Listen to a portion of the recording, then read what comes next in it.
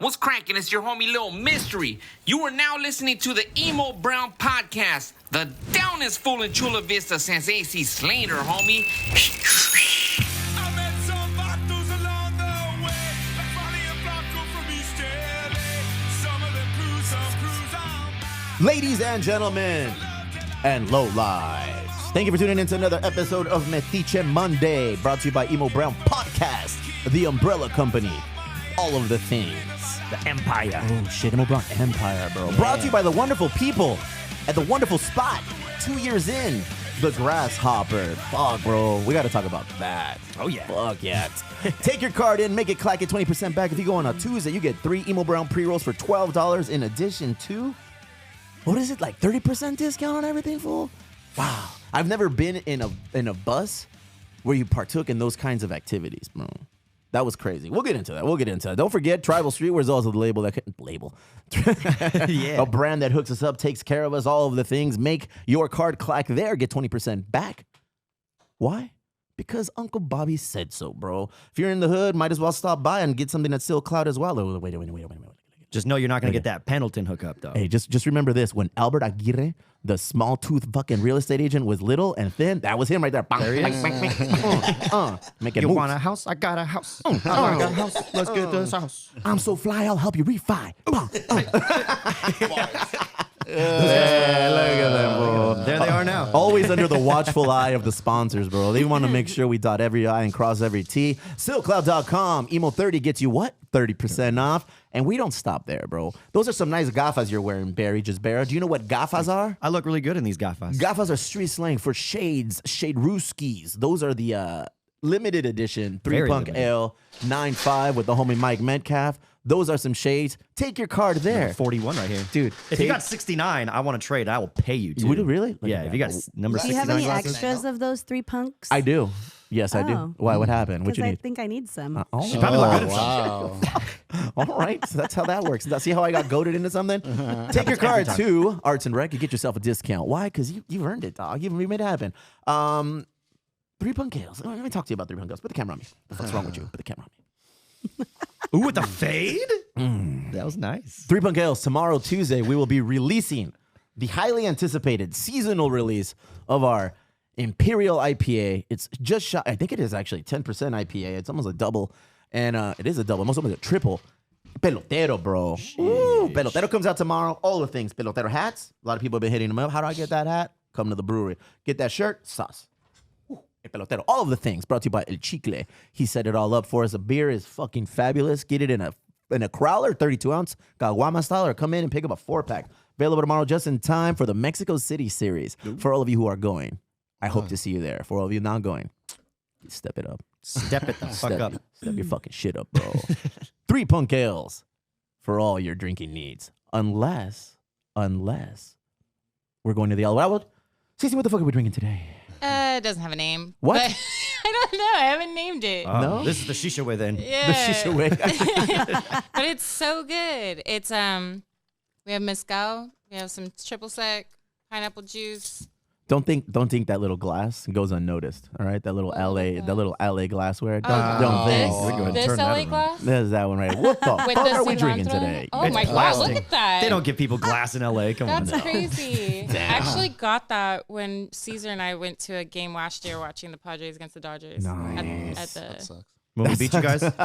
No, you guys didn't beat. Actually, I think we swept y'all. Really? Anyways. How does that? Oh, don't fucking start, CeCe. No, I'm not gonna start. Anyways, please enjoy your Yeah, what are we drink. drinking? It's delicious. What is it? It has mezcal. It has cilantro, pineapple juice. We need to Okay. think of a name for this Fine. so I can order more of them. Dude, And it has a force people to I fucking- don't use really for me. love mezcal, but everybody does. I actually There don't it like is. it Oh, either. really? Yeah, that's why I made it today, so I don't get all hammy. Damn, looking like Chongo Spice. If you were a Spice Girl, you'd be that Chongo Spice. Look at them things. If you want to be my lover. Oh, wow. shit. She was a Spice Girl that didn't sing. They never gave her a mic. She was a dancer only. Who's that dude from Blues Traveler? Like he would sing underneath the stage so they didn't see it. Did they really? Yeah. What? I didn't know about that. Nah. It's like some Disney shit, Come like on, from guys. animatronics. This is tasty. I taste pineapple. I taste the mezcal. It's so What good. else is in there? Cilantro Cilantro, Lime. limoncitos. Ooh. and serrano. These would be great at that Serrano. golf tournament that Golf? happens once a Hey, year. That's you know? coming up Yeah, shortly. I think we Man. should serve these. Damn. They're These are actually really delicious. This is like a good golf refreshing. drink. I like it a lot. And I don't even like mezcal. That's my favorite golf tournament. I'm going to go this year. Me too. That's the I only want to golf go and tournament. watch and cheer Why don't everybody you go on. and Come to my DJ? booth. Oh, I didn't know you had DJs out Yeah? there. Can she DJ at my booth? Fuck But yeah. you know what? Oh, No? Bad idea, DJ? No, because then you get We're at stuck. hole You number get, one. everyone's like oh. doing shit. and I you- could put a playlist on for a little bit. Yeah, and there go you have go. fun. do a playlist. Do a There you playlist. go. You're not down. Well, at the top of your playlist, what would it be? I don't know. That's Here. a hard question. I hate music Give me questions. one. Just I hate one. music Just one questions. song that quickly comes to mind. All night long. La, la, la, la, Mary la, Jane la, la. Girls. Oh, yeah. Which how does that one go? All night long. Yeah. All night long. No, that's Lionel Richie. Oh, damn. So No, I'll give you a pro tip, though. You just, when you go to the golf tournament, you just have to commandeer a What golf song? cart. Oh yeah, that's the Yeah, most. that's the move. That's the the move. powerful move too. What? Especially make sure You that have like to have people get need a it. golf cart. yeah. Oh, Yeah, so that's the should I move. get there early? Yeah, Yeah, if you don't yeah, got a just- golf cart, don't even show up. Yeah, it sucks. You're just kind of sitting there and BYOG. everyone's somewhere else, you know? In addition, look at that. I was going to linger it over to Albert, but Albert's over there opening the door. Oh, Make yourself at shoot. home, homie. Make yourself at home over here letting people in, dog. Shit. Albert Aguirre and his compa. Fuck, I always call you Flavio, dog.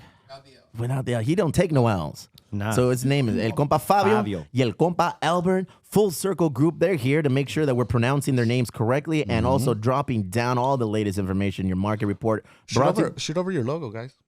Oh, you don't have it? No. Oh, I'll drop it. Oh, They're kind of damn. twinning right now. Latifah, before you do that, why don't you talk a little bit about what's going on? What's going on? What's going on, dog? What's going on?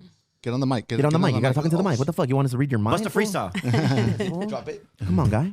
So where's he? Can you hear me now? That Yeah, better? yeah, Yeah. yeah. there you Because go. I don't have headphones. All right. You don't want them. How do I Trust me. sound? You sound good. Get comfortable. No, it's been a lot of the same stuff that we've seen over the last 6 months, which is basically a lack of inventory. Still a ton of buyers looking to buy homes. What does that do? That drives up the cost, obviously. It drives up the cost, and I think what we're seeing is it's maintaining the cost, right? Where I think everybody was expecting to see the housing market take a dip. It's been steady year over year. If anything, we've seen like a 2% increase year over year in pricing, and so great time to be a seller if you're looking to put your house on the market. It's an outstanding time to be a seller. I can't take you serious sometimes. bro. I gotta get. Why? There's too much I'm a history serious there, bro. seller. Too much history there. Next time, I want Fabio on the mic. Why? I'm crushing, Because dude. your name does have an L in it, fool. I ain't about to. You just handle the Bobby, 'cause you PowerPoint. still can't believe it's not butter. Remember that? Fact checking. They're fact checking. All right, Making cool, sure he's bro. on the How spot. much do I need to get into a house right now? For How much do you? I mean, that depends on the house. Chula et Vista, cetera. 2-story, 4-bedroom. So I think we looked into the average cost of a house in the South Bay. $100 million. So national $1 cities million to San Isidro and everywhere in between, somewhere in the $700,000 range. El engancho. How do you say engancho? How much? Enganche. Yeah. How much do I need for a down payment? I think all in, you're looking somewhere between 3% and 6%. Okay. Oh shit! Really? Yeah. So it's not like an absurd amount of money, and there's still programs out there to help people That's a out. big word. I think every situation's very independent of each other. I think everything's different. It's different for every person, right? So it'd be a matter of custom tailoring something specific for your situation. Credit scores. What's needed? 580. I mean, if fuck? I can get you, Wait. I can get you needed. Oh, fuck. So I'm in there. Recommended. I'm Let's in get there you like swimwear. above, 680. You probably right. anything in the 700s, you're getting the best rates. Yeah. But if you wanted to What's buy the a best house, rate right now? Let's just say I have 750. so it depends on the kind of program that you're doing. Go ahead, guys. Damn, that was and, a flex. and these obviously change. You know, waving this big old Right. dick that just fell on the floor. 750 credit score. What's cracking? That's a Benito credit. 91902, bro. It's ranging high fives, low sixes is kind of what we're seeing right now, depending on the program. If you're going government-based program or So I need at least conventional. 700. Let's just fucking be real. Yeah. You want to get the best deal, you need at least 700. You need at least 50 G's. But if you needed a house and you had a 580, we can make that work. Okay. And at the end of the day, that's Make that. Oh, All right. oh, Lexi. Well, There it I is. just for people that don't own homes, I know there's a lot of programs, right? Like first time buyers. Like what are those? Like let everybody know because I know a lot of friends that are looking for houses that don't know. Asking for a anything friend. about this. so. And there's different programs, and we work with a couple different preferred lenders that have different stuff on the side to help. But basically, what it does, it reduces the amount they have to bring to the table to own a home, right? So whether instead of going 5% down, 3%, hey, that 2% can help cover the closing cost, et cetera. And there are still through CalHAFA some down payment assistance programs. I know there was a lot of talk about this California Dream for All program. So those funds got depleted, but that doesn't. But no, because we're gonna talk through that in 10 days. By the way, that's the kind of demand. Yeah, 300 mil in the state of California gone in 10 days. Really? But there are still programs that still have funding that we've been able to help people, do these things. I've with. purchased the home in the past. I have a home now. My wife has not been part of the process of me purchasing the home. Is there a program that exists where she buys the house for us and it's first time buyer for her? Or do I need to divorce her? Oh, yeah. How does this work? It's a strategic divorce. So 3 years. I think first time home buyer. Get on the mic, Fabio. And fuck, now you're going to get Fabio'd up, bro. You're going to get Fabio'd up, dog. Right there. Boom. Look at that. So I think a lot of the times people get confused with what a first time home buyer program is. They feel like, hey, you can only use it if you're buying a house for the first time. But there's actually different rules that 'cause programs that's in the have name. where if you haven't owned a house in the last 3 years, you automatically, quote unquote, qualify as a first time home buyer or have access to that program. Okay. A lot of people think like FHA, for example, it's a first time home buyer loan, but it's not. It's just a loan that allows anybody to come in with as little as 3.5% down. So there's a ton of information, and I know people get caught up, reading on the internet, trying to do as much research as they can, and that's where a lot of the misinformation comes from. Best thing you could do is reach out to somebody that you trust that has done it before or that has gone through the process. I know it's a good realtor, Arbor and Fabio. And then, full circle group. Full circle. full circle. Yeah, boys. exactly. Full circle. And then we can tailor exactly a program that fits that particular person's needs because everybody's needs are different. Bottom line, you want a house. The hardest part, not necessarily is qualifying for a loan or doing that to get a home. It's finding a home and making sure your offer is strong enough to get that home. In today's market, In yes. today's market. Yes. Damn, fool. I just looked them, perro. All right. Hey, make me a real estate agent, dog. I think I could do I wonders think you for crush you. it, bro. Yeah. I think you crush it. But, to You your need point, another job. I do, right? Lord knows you don't have enough going on. Yeah. I want to be a real estate agent, dog, just so I can have that cool little number, DRE, fucking hashtag. Yeah. Get on the Put a picture of yourself on your car while you drive around. tour cool houses. I'm a real estate agent. Thank you very much.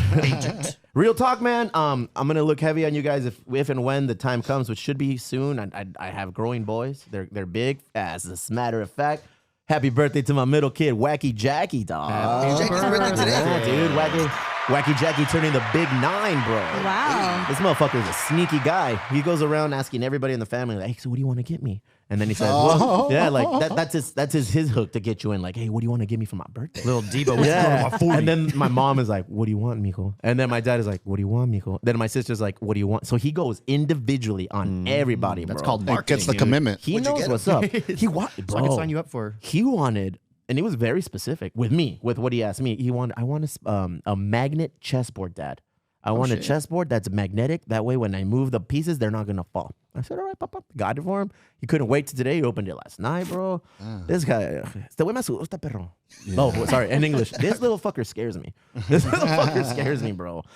Anywho, thank you. Awesome, Albert, awesome, Fabio, full group circle. You're definitely on the short list of what did I say it wrong again? I said Fabio, bitch. You said full group circle. Full circle group. That's mal, perro. Estoy mal. Hey, but aquí Maybe estás, that's just no? what you heard. All right. Ahí estás, no? Maybe if the sponsor. Never mind. I ain't gonna blast. I ain't gonna blast nobody today, bro. I ain't gonna blast nobody. Just know, hey, Because I'll give just know we're paying attention. While you're out in Coachella, and the way hey, that my checkies hey, works. what? I know you're on Coachella, so I know your account is in, and it's working, right? I know Venmo's mine working was. if you're in Coachella, motherfucker. How was Coachella? Yeah, we have a segment later. All right. Don't forget to rate, review, and subscribe us because we give the best customer service here at Emo Brown on the podcast, on all of the things. Jump on Spotify, jump on the YouTube channel, jump on Twitch, jump on Apple Podcasts. Jump on it. Dude, Apple Podcasts is fucking slaying. It's killing. It's doing all of the things. Yeah. It's weird. good. Yeah, it's weird. You know, we're a little weird the way we drop episodes. We weren't supposed to drop. Now look at that shit right there. The Emo Brown, the Emo Brown, the Emo Brown, Emo Brown podcast, Emo Brown. Look at us, bro. And I'm Whoa. we do things a little differently, but for some reason it works. We dropped an episode on Sunday. So maybe some of the people didn't see it because of the algorithm. Rhythm. Jerry Garcia came through over the week, and we dropped that episode yesterday on Sunday. So if you're out there, you haven't seen it, fucking hilarious fella. Came out, had a good time with him, CeCe. I think you're appreciative of his humor. We talked about a lot of things. We talked about his hair part. We talked about, what it's like touring on the road. Is he This still fucker. mad? Is he still mad about that? You know what? He said all content is good content. And then he was all about it. So So he came with a bigger hair part this time? bro, it was huge, bro. It was a big one. He's the hardest working Mexican, I think, in comedy right now. He lives on the road. That fool does not stop. He lives on the road. We would live on the road if it wasn't for the Emo Brown Social Club crew. So I'm gonna go ahead and name a couple of these guys that are very important to what we do. Where should I start? The new ones, ladies and gentlemen. Chris Garcia, welcome to the crew. CeCe, I never read your name. Let's work on that. Tyler Small, welcome. Joel Ballesteros, Manny Rubio, Alfredo Rubio. Oh, my bad, I fucked that up, dog. Alfredo Ramirez, James Moffitt IV, Steve Payet, Greg Hoover, Angel Munoz, Cisco Garcia, Layla Burros, Ernie. Damn, el compa Ernie, dog. That one's for you, Ernie. He sent me a heartfelt message. He's like, hey, bro, I really appreciate the things you do. You make me laugh on the regular while I'm on Marfon in the ranch and, kicking shit with my boots. Why isn't he here? Is he still in He town? left. He left He left. yesterday. He left yesterday. I did all I could to make it work, but it just wasn't going to happen. Well, we're just going to have to fucking go to Texas, bro. He's coming back in June. Yeah? He told me that this weekend. Nice. Good for you. Well, I think we're just going to have to go to Texas, dog. What do you think? I'm down Road for a trip. Texas Down. trip. How close is I'm it to, so down. to where everything's popping off right now? Well, He's in San Antonio. He's in San Antonio. Yeah. So is that close to, Well, fucking... San Antonio's dope right now, man. It's having its resurgence right now. Nice, bro. Or whatever. And insurgents? Let's go, dog. I'm in. Luis Sendejas, my favorite two of the couple. El compa Fabian, Milo Por Vida. That fool is back down in Jalisco, bro. What's that? He's down in Jalisco again. I saw him doing a live yesterday. Is he? I'm assuming. No. He's gonna head to Unless he has an epic fucking set with a nice backdrop. Oh no, yeah, he was at Courtyard yesterday. For Oh, some so that event. wasn't in Jalisco? Could have fooled me. Damn, dog. But he's gonna be over there. He was gonna be over there in Mexico City For the game? Yeah, for the Me game. too. He leaves Thursday. He says. If you guys are out there, man, I want to link up. Buy me a drink. Fuck, let's go. Let's have some fun. How's it going with our guy, Albert? Oh, it'll work out. What the fuck does that mean? It'll work out. This weekend, so he said he'd call me today. All right, cool. He was good. Remember Alejandro, the driver? Say into the mic, fool. Don't be scared. I wasn't invited. Oh, Mommy and Daddy are fighting. fucking! I hate it when the circle doesn't connect. Shit. Doesn't come full. Straight edge. Dude, I'm trying to get a driver in fucking Mexico City with like a fucking security guard for no reason, dog. dude. Like, I'm gonna have like $12 in my wallet, but just how awesome it Walking would around look. like two really It's a- big I know dudes just getting someone everywhere. too, Yeah, go ahead. but I don't know if he's busy because he's always busy. Cool stories, Lexy. Chongo But I can Spice. find out. I can find out. Eric Casas, Joseph Rodriguez, Papi Chavo. Let's not skip over Eric Casas, bro. No, Eric let's Casas is not. a god. Let's He- emphasize that. Every now and then, like once a month, he'll hit me with some mind-blowing like realization of what he does. He just hit me with one earlier in the week, so we got a lot of cool shit that are gonna happen, basically because Casas wants it to happen. Nick McCollum, San Diego Graffiti, Matt Cease, like happy birthday, you old motherfucker. Stone Masters, I say dude a lot. I say I still don't see a website. I still don't see a website, fool. He got the login. He's got the login? Oh, now it's on him. Yeah, it's on. It's on. Whoa. He put a post on his Instagram saying something about respect me. Fools ain't respecting me, bitch. I don't know if that was on me. You better check that shit, I bro. Was he Doubt quoting Birdman? Shit, man. some respect on my Stunting name. like my daddy stunt. Maybe it was me. I was at the bar last night, so I'm probably talking some shit. You were talking some shit. I might talk some shit. Fuck yeah, dog. I feel some dudes need to get their button pushed every now and then. I'm Not a you button though. pusher. I say dude a lot. Leah Smith, they're valiganting. Valiganting? Is that a word? No, gallivanting. Gallivanting. Hey, all right, relax. you got yes, it. Al. Yes, Al. You got it. Gallivanting in España right now. Well, big ups to Darren and Leah handling it. Zach Lifford, Jonathan Munoz, Kiki Sevilla, Hillary, 91X Hillary, David Bernardi, Cristina de la Toba, El Compa Tapia. A tall white guy just entered. Hey, somebody check his card Let's to make see that sure that hair. he is a member of this crew. Riev, Yendi, Ixchel, Lopez, Manny de Casas, Dallas Fielkowski, and a partridge in a pear tree. That's where we're going to end that shit right now, bro. The list is long. We appreciate it. I am very grateful for everybody who's involved and takes an active role in helping us out. If you didn't know, we have a barber on premise right now. I feel like the cherry was Changing popped lives. today, dog. Why don't you jump on the mic real quick and talk that? Because once you're done talking, At the bar. at the bar, bro. There it is. Cool. What up? Oh, we got Los from Ottersoft putting in some work today. You forgot his inaugural. Well, I'm the inaugural. Yeah, you I'm were the the first cherry one. popper. I'm the cherry popper. Then it was this degenerate, pinchy Kurt No DJ. Brain over here. You Look at got that. laid after you made more babies after the Oh, haircut. yeah, bro. Look at that guy. Los, you had a slate of 3 people. You've knocked your first one out of the way. You've got 2 more. What can we expect? How do we make an appointment? Where do we go? Yeah, just go to Otterstop on Instagram and DM me. I'll be here every Slide in those Monday, 3 DMs. slots. 3 slots. only. Exclusivity. Do you get 10:30? trims or no? We could do trims, but Like a baby one? yeah, baby ones. We don't want you to cry if it's too much. Chongo Spice. Yeah, So you got just 10:30, 11:30, and 12:30. Yes, sir. Those are the 3 slots that you're looking to fill every Monday. yeah. And we encourage you guys to get down with the emo brown. So become members. You might get a bigger discount. This is an opportunity for you to yes. create See, fucking that's how I do it. catchphrases, bro. Right? Yeah, You're down telling- with- Oh, that was a This catchphrase? fucking- Great. yeah, fool. Isn't that like a UPS thing? Down with the brown? Down with the brown. Down with the brown to the bone. Hey, fool, I know you haven't worked at UPS for a few weeks, but they're fucking up. 2 weeks, dog. bro. Yeah, it's You been on 2 weeks. strike or what? 2 I weeks. think we're gonna strike. So they're trying to like we are. First off, let me preface this by saying I appreciate. I'm very grateful for being employed through UPS. Same. But that being said, Yeah. way to hit us with the you guys have to work a mandatory of 10 hours, 15 hours. You know, they're creating obstacles, which is fine. But the thing that they're doing is they're not giving us enough hours to meet that criteria. Well, not only that, that a but game? What's going at on, the bro? negotiation table, the Teamsters have showed up to all the meetings, and UPS has showed up to none. Oh shit. So now the Teamsters are writing up UPS. I think it's time for a foot race. Yeah, and they're telling them this is your verbal warning. You didn't show up to work. You didn't show up to the negotiation table. So that if the negotiations don't start, there's definitely going to be a strike, which I am down. Emo Brown News Network breaking all the news for the Teamsters, for the fucking barbers, for the real estate agents. All right, guys. I'll tell you why UPS doesn't show up to those meetings This because they're chick trying to is send Steve and he just doesn't check his emails. Good on you, man. I look forward to getting another cut. Actually, in part of the clause, I get a cut every 2 weeks. So, pa que sepas. Oh, brought to you by Otter Stop Barber Shop. Well done, bro. Did any of you weenies happen to catch the fight this weekend? No. Which Pinchy fight? Tank Davis against fucking King Ryan. That one I you were just so heard it was excited. a short fight, right? It wasn't short. It was 7 rounds. Oh. Fuck. First off, let me shit on the zone for a little bit. Dude, Zone? Dude, that we is- we bought it like 10 times. Yeah, I fool. think we paid $1,000. bro, we kept ordering it and I'm trying to nothing, get my it money didn't back. show up. In the end, I didn't watch it. I didn't watch it through the zone. I had to find alternative methods to watch the fucking TikTok. fight. Yeah, bro.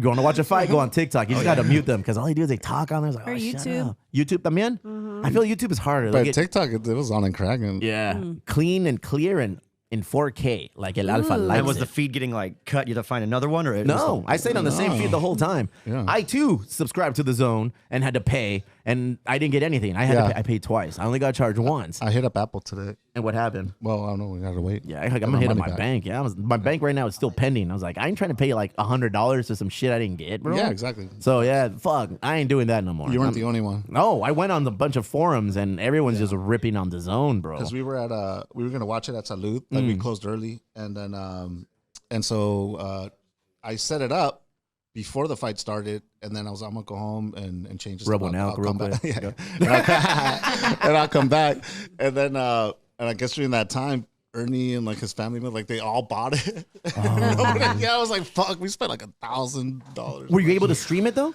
Yeah, like. Eventually, like we just went to payperview.com and bought it through there, and then it worked. Payperview.com. Yeah. So what channel do you stream it if it's on payperview.com? No, we just had a laptop. We just Yeah? fucking plugged it Oh, in. dog, it was just too Yeah, it was ridiculous. a mess. It was a mess. A lot of work. Yeah, so I'm never ordering it through there again. I'm Me gonna neither. be illegal streaming is the way for me. Sorry. We should have a companion next fight. Ooh. You down or what? 9 bro? rounds. What would it be? No. Oh, fool. We gotta leave it up to chance. No, I want to do a UFC fight 3 rounds. Would be Yeah, there good. you go. Hey, we do have to leave it up to chance if it's a boxing match, bro. It could go 12. You know, you don't know. You're just taking a beer and a shot every No, round. but not every round. Why not? All of a sudden, Not every all of a round. That sudden, little you have devil in fucking Steve's eye, ethics right? and shit, fool. Bitch, That's you a- had 10, 10, and 10. No, that's why, dude. It took Casas like impressive. It took Casas a weekend getaway to recover. Yeah, dude, that is fun. We call So that is rehab. this a boxing match? So it was King Ryan. I don't like calling him King anymore. Fool. Fucking Ryan Garcia It was against Ryan. fucking Tank Davis, and you know Javante gets down, fool. But they were talking about mad shit back and forth, woo woo shit. I got all hyped to watch it, and it was a whack ass fight, bro. It wasn't what it was built up to be. But whatever, dog. I'm a big The fight. can say that knockdown you're a was nice. boxer The now. knockdown was nice. The Second round. knockdown, he ran right into that little lefty, so it is what it is. Ryan didn't really show me much. He took a shot to the liver, but that hurts. I get it, bro. I get it. Was there other fights? Was there an undercard? I wouldn't know, bro. The zone fucked me. I You would wouldn't fight for that. know, bro. Fucking better believe I'm calling Bank of America today, Called bro. IT, bro. Fuck. That's why I watched TikTok in the 4th round and shit. It was ridiculous. But yeah, man, I'm a big fan of fights. Next 2 weeks is a big fight. El Pinche Riley contra el Canelo, the cinnamon stick. So that'll be a dope ass fight. since I've got an exclusive interview with him on Emo Brown You News guys are Network. basically friends now, right? We're homies, bro. He hits me up. Oh yeah, Sham. I got nothing. That's all he needs to say. Wait, is this spot open yet? What's that? No, No, not yet. Okay, so wifey and I drive down that street like religiously because Yeah, 'cause the you have a Elwood, business there. because the Elwood, but I like to check on CeCe. And we drove by there, and the spot that is gonna open it, he's like, "Sí, en mayo se va a abrir, campeón." And I drive by, there ain't nothing going on there. No. I don't think that shit's. Maybe he meant May Didn't he say 2024. something like, I'm going to teach San Diego And then about the building tacos next and to shit? it's for sale. Yeah, so I mean, there's a lot of. Welcome to Chula Vista and trying to build out though. Mm. Chula Vista and building out is a little bit of a headache. There's a lot of obstacles, there's a lot of fucking hurdles to jump through. But if it opens, that's a lot of responsibility. This motherfucker came out and said, "¿Sabes qué? Yo voy a traer tacos buenos a San Diego." And I was like, "Oh, all right, fool." I already know what that means. Yeah. Dry ass tacos. Dude, everywhere else has Hit him dry with ass the no tacos. mames cam. I dude. think It's you just guys should tortilla fight. and fucking meat. It's like, where's the shit? Las caquitas. That's how I was when I came here and there was nachos, but there was Good. no beans on the nachos. What are you doing eating Yeah, no nachos, one- fool? no one What wants the beef. fuck? Well, I don't know. That's just something I came to noticed in San Diego so I can have nachos, and to my surprise, there was no beans on them. There's not. Oh, bro. Modesto. 3 stars. One-way streets. Oh, man. I would only eat that shit if I was high. And on 420, what happened, Barry? You were high. No, I wasn't. Fool. I don't think any of us were. Did you not dab after all? No. So it turns out you can't smoke on premise at Grasshopper. Oh, okay. First off, felicidades, Grasshopper. Happy 2-year anniversary. It's awesome. Thank you for the shirt. Thank you for the hat, the shirt. Thank you for having us out there. They gave us tostilocos. We got to meet a crazy lady named fucking Mama Kush, bro. Mama Oh, Kush, dude, that was wild. 4,000 milligrams, Too bad Casas is CeCe. taking What do you it. think of that? 4,000 milligrams. Is that In all? one Right? hit? Explain it. 4,000 milligrams. No. Edible panties. Okay. Mama Kush. Made out of beef jerky. Mama Kush. That's her specialty. Mama Kush be making edible panties, 4,000 milligrams. And they're beef jerky? No. I was No, like, she makes edible beef that jerky. sounds That's like her big delicious. thing. She got offended when I asked if the underwear would be I'd in eat beef it. jerky. It was fun. I don't know how well the jerky live stream flavor? went because Beef jerky. we kept getting cut out. We kept getting cut off. Like we would get on a good roll and then you got to move, and then we'd start over again and we got to go again. I know. But it was fun. had a It's good always fun to like push outside of our comfort zone and see what we're all about. Live It's broadcasts impressive are to see fun, what right? Casas is capable of in the wild, dude. Oh, Casas gets down, dude. He looks like the fucking Matrix over there. He's like a. He's like, what's that Casas song we're playing? He's like, hey, you fools can leave. I'm gonna stay here. I'll fucking break it down. I was like, damn. I'm gonna run this shit to the ground. Fuck. I was like, dog, it's 420, not 8 ball 20. Relax. He dog. sent us to Best Buy and we fucking conquered. Wait, what's going on here? What's going? Oh, you got something for us. Oh, this Which fucking one's guy's this? got Oh, this is something. I said Look too at much. Damn. Look at them Oh, look tostilocos. at y'all. Hey, fool, I look dope, dog. All right, look. Hey, we had vendors on premise. I forget the I name look like of a the man company. who was seeing the inside of a van. Yeah, that's van. So they had a van on premise, and on premise was a van. And inside of that van, there was smoking going on, Scooby-Doo style, bro. And as soon as 420 hit, they had a countdown, bro. They did. The It's fucking kinda DJ had a countdown of 420. And if you look very closely in the fucking at it. horizon. The cancel cam. Look The at cancel cam. that cancel cam is always on. And that, hey, why is there a little sperm on the middle of the fucking screen, dog? Look at that thing right there. No, So look at that guy is on his way to the fucking bus. In He's on that his way to bus, happiness. Oh, that guy. in that bus, they were passing around like 8 joints. There was like, Crazy and it was just going in circles and circles and circles. I was like, dude, I gotta go to Little League. I gotta go to take my kids to Little League. So I went in and I busted the fakey smoke, the one where you go. Oh yeah. The and old Bill Clinton. Yeah, dude, I went in real quick and out, and then I dipped, and then I was I like, did not inhale. I really didn't. I had a little bit, and then I dipped. Awesome time. That's awesome. Amazing. Got to talk to Pinchy Big Ron. Got to talk to the boss man, the compound, El Andy. Talked to the homie David. They were all there. Had a good time. If there's enough good content there, we'll probably pop some Best reels of all, up. we met Mama Kush. We met Mama Kush, bro. I am happy that event was right after the middle school event. Damn, Ron's Bro, fucking huge. oh, Dude, look at Ron. Oh. Hey, that guy is like Bad Bunny's #1 fan. Believe it or not. Believe it or not. He didn't I want to believe tell us. He didn't want to tell us. He goes to all Coachellas, bro. I don't think he's every Coachella. There was some I like how Cochinas. you say it. Coachella Cochinas were there, bro. Coachella. How do you say it? It's Coachella. Oh, damn. Taste of your own medicine. Welcome back. Oh, my God. Coachella. I've never Yes. been. I've never been. And I probably. Oh, there she is. Chongula Spice. dropping knowledge. Never been. This motherfucker went to watch Bad Bunny again. This fool's seen Bad Bunny more than any person I've ever met. For Probably real, seen dog. Bad Bunny more than Bad Bunny. I've seen it. Yeah. So before I went to the 420 extravaganza at Grasshopper, I went to a middle school, and I don't feel right saying their name because I don't know how they fucking feel about it. Feaster Elementary School. Feaster Middle School. So it was a 7th and 8th grade career day, and they had me in, and I had my concerns and my doubts, but I reached out to them and I said, hey, real talk. Is this something I should be doing? I own a brewery, I own a bar, and we have a podcast that's sponsored by, weed by a cannabis company and some reckless fucking real estate agents. Is this something that we should be doing? Reckless real estate. Where's that one? Reckless real estate. Yeah. We'll give everybody a loan. Fuck, dog. So I'm like, and she was like, you know what? Talk about the process.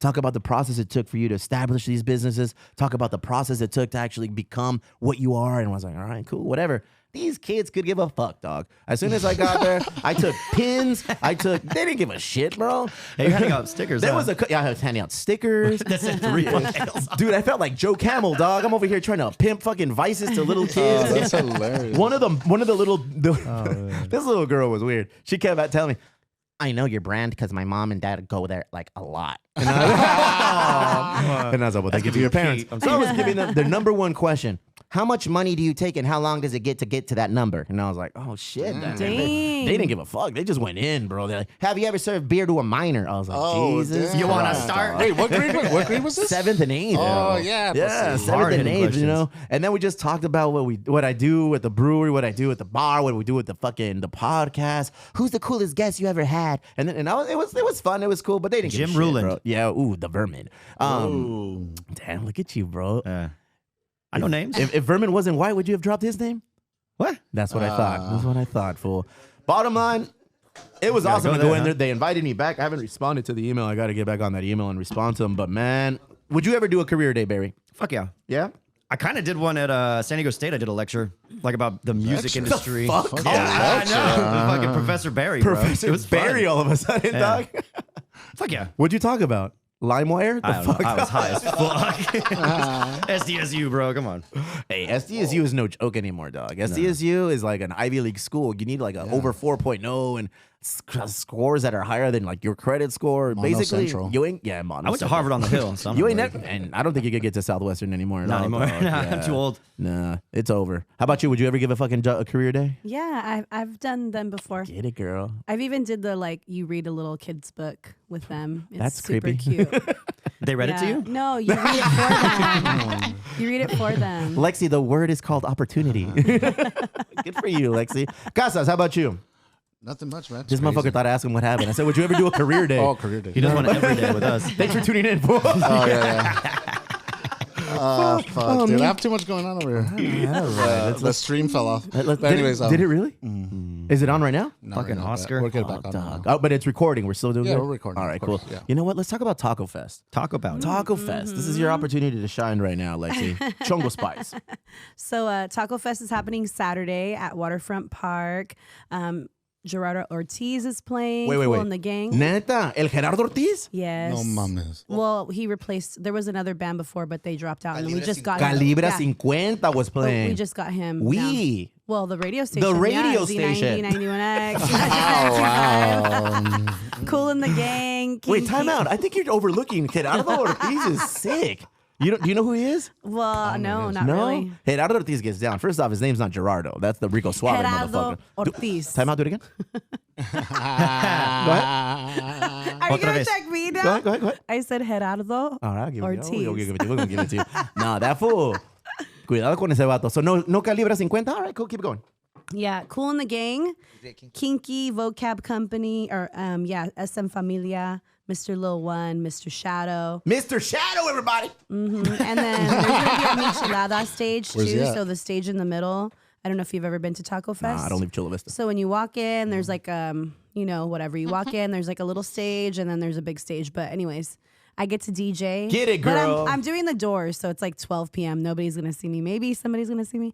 12 there early, to go see her. 1:30. But wait, do you like that better than... Yeah, because then I get to enjoy That's the what I was rest gonna of the say. time. Yeah, you're getting paid. You're doing your thing. You're going on Yeah. stage, and then you get to enjoy the other talents that's Yes, there. exactly. Hey, you're a hustler, dude. Yeah, How many so- gigs did you have this weekend? I had a lot. Oh my God. Yeah, well, that's on my algo bueno, so I'll wait Slow for down, that. slow down. We have... How many tickets did they give us? They gave us 4 tickets. Fuck, but now they had out of Ortiz. I think they only gave us 2 tickets, perro. No, actually, I'm not even in town. So yeah, 4 tickets, 2 pairs of tickets to Taco Fest this Saturday. 2 pairs, that's like 12 tickets. Waterfront Park. Taco Fest, Starts at Micheladas. noon. I start at noon, so get there. Ooh, Gerardo Ortiz. Damn, that's exciting. Yeah. Get in there. I don't know what we're going to do to give him away, Cece. What do you think? I don't know. No, well done, Cece. Way to pipe in. Cece's always up for the cause. Let's do something fun. All right, cool. What is it? Beat Cece at pool at the Elwood. Good luck. Ooh, that's a good one. Yeah? Nah, no one's going to come to fucking I don't Elwood know, to get man. pool. I've been on fire. Shoot me a message. Sign up for a haircut with Los. Shoot me a message at the Emo Brown DM. The first 2 people to reach out will get 2 pairs of tickets each. Let's get it. Good for you. I hope you guys get to go, man. I'm kind of jealous I'm not going. Everything went black. Casas, what's going on? And I ain't even talking about Pinchy, the Rolling Stones. It's all right. We look better like this. I think. We do look better. We're back to old school audio version. They say only. black is very slimming. Oh man, there you go, and we're fat again. Yeah. Mexico City. I'm excited. Let's I'm go. excited for you. You're not gonna go? No, because Why? I'm DJing Taco Fest. Man, you're having issues with your mic. I can But tell priorities. I want you to go Knocks her have out. brunch, though. I want you to go have brunch Go ahead. at El Mayor El Mayor. in the Zocalo. Yeah. Okay. I'm looking for advice. It's like up. Yeah, you get to look the view of like the pyramid. right there. Recommendations. Fuck advice. Don't advise me to do shit. Taco Bell. No, Taco you should Bell. go there though. What day exactly are you going? Because I want to give you your gift before you leave. What gift? For What your the fuck? birthday. I'll be back before my birthday. Oh, it's before your Yeah, birthday? yeah. It's this Friday, Saturday, Sunday, back Monday. Oh, I see. Wait, Yeah. you're flying back Monday? Yes. Okay. Yeah, and then my birthday is the following Friday, Cinco de Cinco Mayo. de Mayo. Motherfucker, I'm gonna turn 44. I'm gonna Are look you old like that white are you boy in the doing back. a festival or anything for your birthday? Nothing. I don't do nothing. Look at. I don't celebrate my birthday. I just hang out with my family. You know, I like love to be that. pampered. I like to be taken out to eat dinner.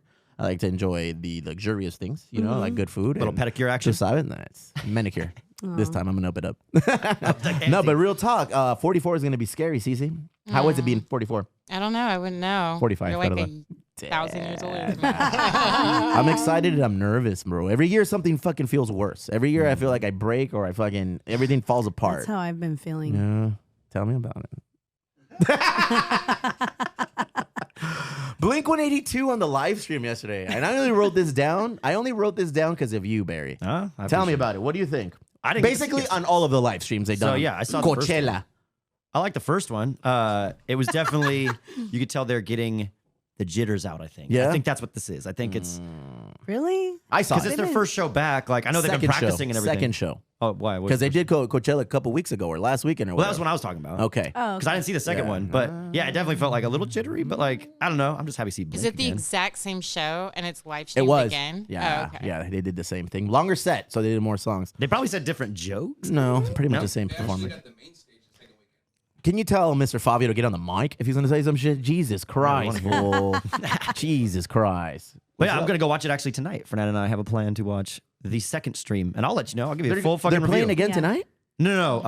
We're Oh, okay. rewatching yesterday's because I was at the Elwood. Yeah, man. that was so much fun. Before we get to that, let me Oh, fucking okay. finish. All right. Nah, Coachella. nah. Let me Sorry. finish with Blink 182. Hey, Taylor, I'm going to let you finish. All right, this is what I like. I was excited when they said they were going to get back together. Nostalgia. But my nostalgia consists of like 2 fucking albums. You know, my nostalgia is fucking, what is that? Cheshire Cat? Cheshire Cat. Dude Ranch? Dude Ranch. And a little bit of when Travis came in, even though he's stellar on the drums. But they didn't play any of that shit, bro. None of that. So they played a bunch of like, oh, you know, I played the miss you. Got to. Dude, that was actually pretty cool. On the first stream, when I saw that shit, that was like, they didn't even sing it. And it No. was funny because everybody's doing like the meme, like, where are you? Like the whole audience just to hear it like 1,000 people. Where are you? I'm so sorry. Dude, and they were all just nailing his voice in. I'd be so embarrassed. I've but- seen this live stream now twice, and I was a little bummed that I didn't get tickets in time to go watch their tour. But now I feel like I've checked that box. Oh, I don't nice. need you to know, go see it. we know bro. someone who got very close to Blink this weekend, actually. What happened? Our friend, the real queen, Bianca, was out there taking pictures. Oh, Forget she the was name on- of the artist she was out taking pictures of. It was like last minute. She, She went was out on. there. She was on stage taking photos of artists, right? Yeah. that's fucking cool. But That when is she was so picking up her like credentials and shit, they mistook her for a member of the Blink 182 crew. And she told us this afterwards. And of course, like, what the fuck? You should have Yeah. been part of the Blink crew. Go meet Blink. But Wait, yeah. she ratted herself out? She, not rather. She's like, yeah, actually, I'm with this person. Oh, boo. Yeah, I was like, come on. Could have been fucking Travis Barker's personal photographer. Imagine all the content, bro. Imagine. Guys on the team, guys within the Emo Brown Empire umbrella. And gals. remember, always do it for the fucking content. All right, Lexi? When you're out there at Taco Fest this weekend, the content. Okay. CeCe, when you're slinging drinks at the Elwood, doing outlandish shit with them big old hoops, the content.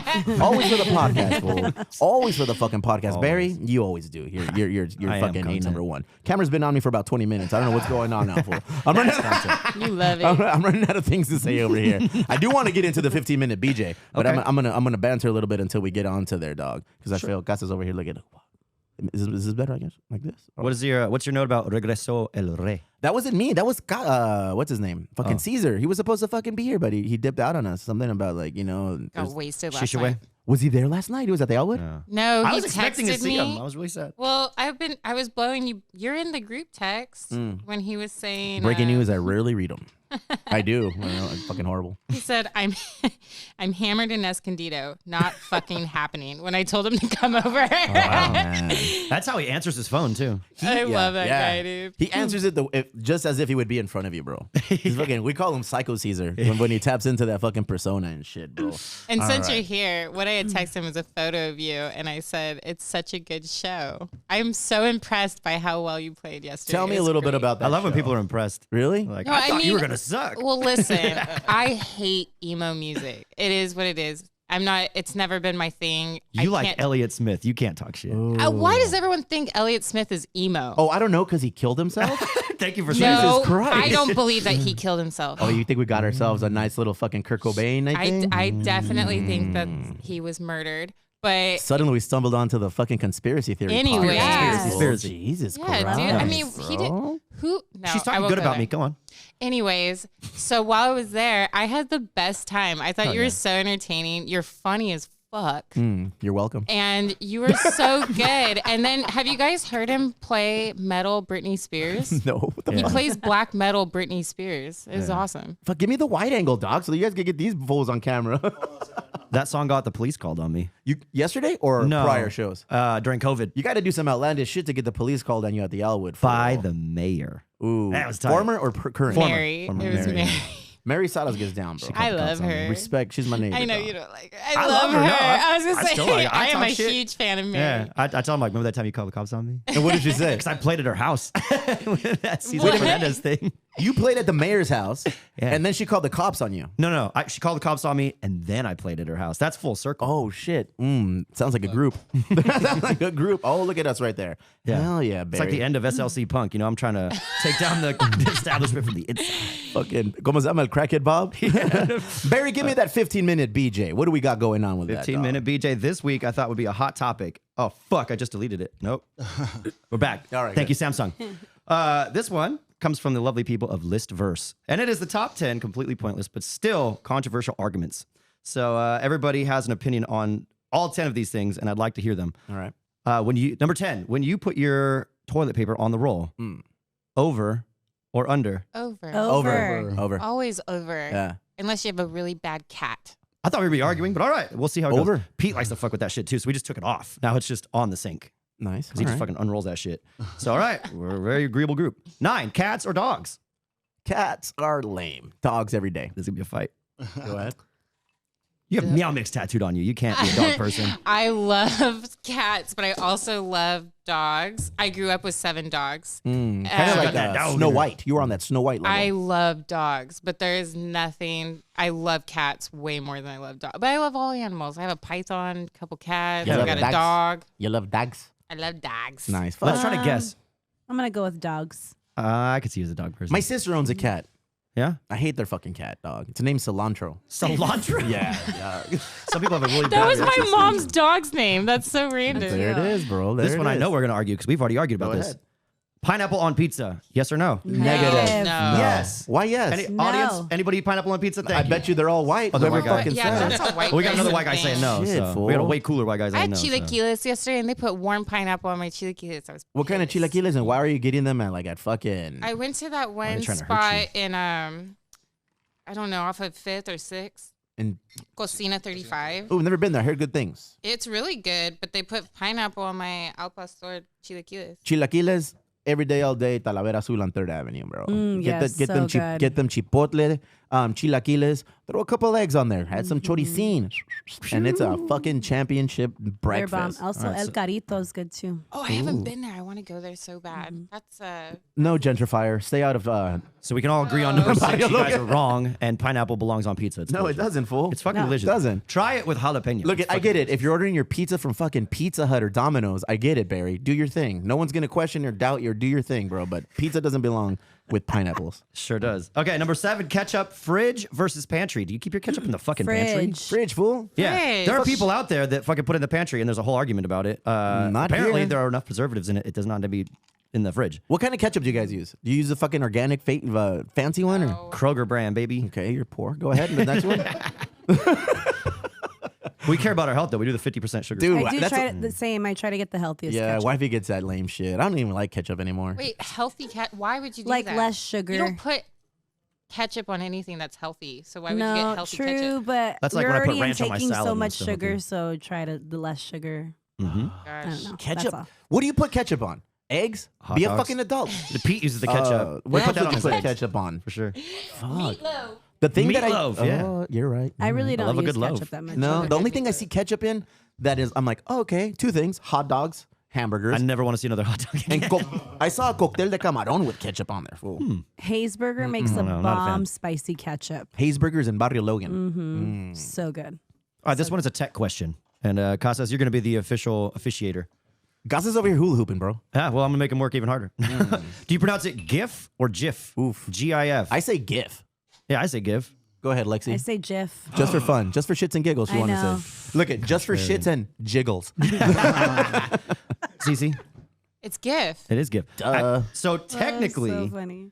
the word that it represents is a soft G, so it Yogging. makes sense that it's GIF, but no, it's GIF. All right, cool. So So it's really person's supposed wrong. to be Jif. yeah, no, it's GIF. No, it's GIF. GIF. It's Oh, GIF. but you said the word. What's the word? How do you pronounce the actual Generated word? or something. Lame ass But word. it's pronounced with a J. Riddle me this, fool. Say yif. Riddle me this. Riddle me that. Jif fucking peanut butter. Is it all of a sudden Giffy peanut butter then? No, because it's a J. All right, that's what I'm saying. All right. Well, all right. Dog. Number 5, where do you squeeze your toothpaste? In the middle or at the end? I have a dispenser. Wait, what did you say? At Was the it motion end. activated too? Yes. Yeah. I'm confused. What? How do you squeeze your toothpaste? Some See, people From the middle of the some people like to Yeah. squeeze the I'm- tube Hold or they up. roll it up. Middle. Hold up. You know? Let's not be presumptuous. Toothpaste is what you put on that brush that you put in your mouth to scrub your teeth. You're aware of I day it. at do least. in the middle, I All right. guess. It really doesn't matter until it's running low. Right. This is No, that's it the matters. one thing. I don't know why this one gets me mad. When I used to work at John's Curl Pizza Company when I Damn, was a that's little girl. twice in 2 weeks, fool. Just like another job there. Watch. No, I don't. I remember the manager asking me the same question because he's a little prick and he Wait. thought he was better than everyone. And I was just like, it doesn't really matter until it's running low. But and he's just like, no, you're smart. You get it from the end. How many I'm like, times do you "All brush your right, teeth a day? Twice. At least From the twice. bottom? Times. So from the bottom is the thing. Yeah, you So don't you want. squeeze it out from Yeah, you like roll it up, You and that just way you keep get every going. little bit. I get that. Yeah, I because get that. otherwise, I if agree. you start in the middle, eventually you have like a Grand Canyon on your tooth, the roll. You know, you don't want that shit. You got a nice even spread. All right, number 4. When you're Yeah. packing for a trip, do you roll or do you fold your laundry?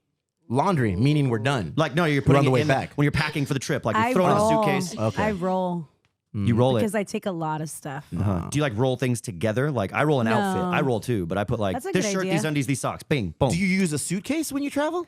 Sometimes. What a lame. I have a backpack and I just fucking fold it. It's easier. It's You're easier. a folder. that way. I can I'm see like you as a you, folder. Steve. I don't pack a lot of shit and I fold it. Wifey tried to fucking pack her clothes in my backpack. Like I have a traveling backpack that I've used for like a long time now, and it's super easy. Just pop it on, pop, pop, pop. We're there.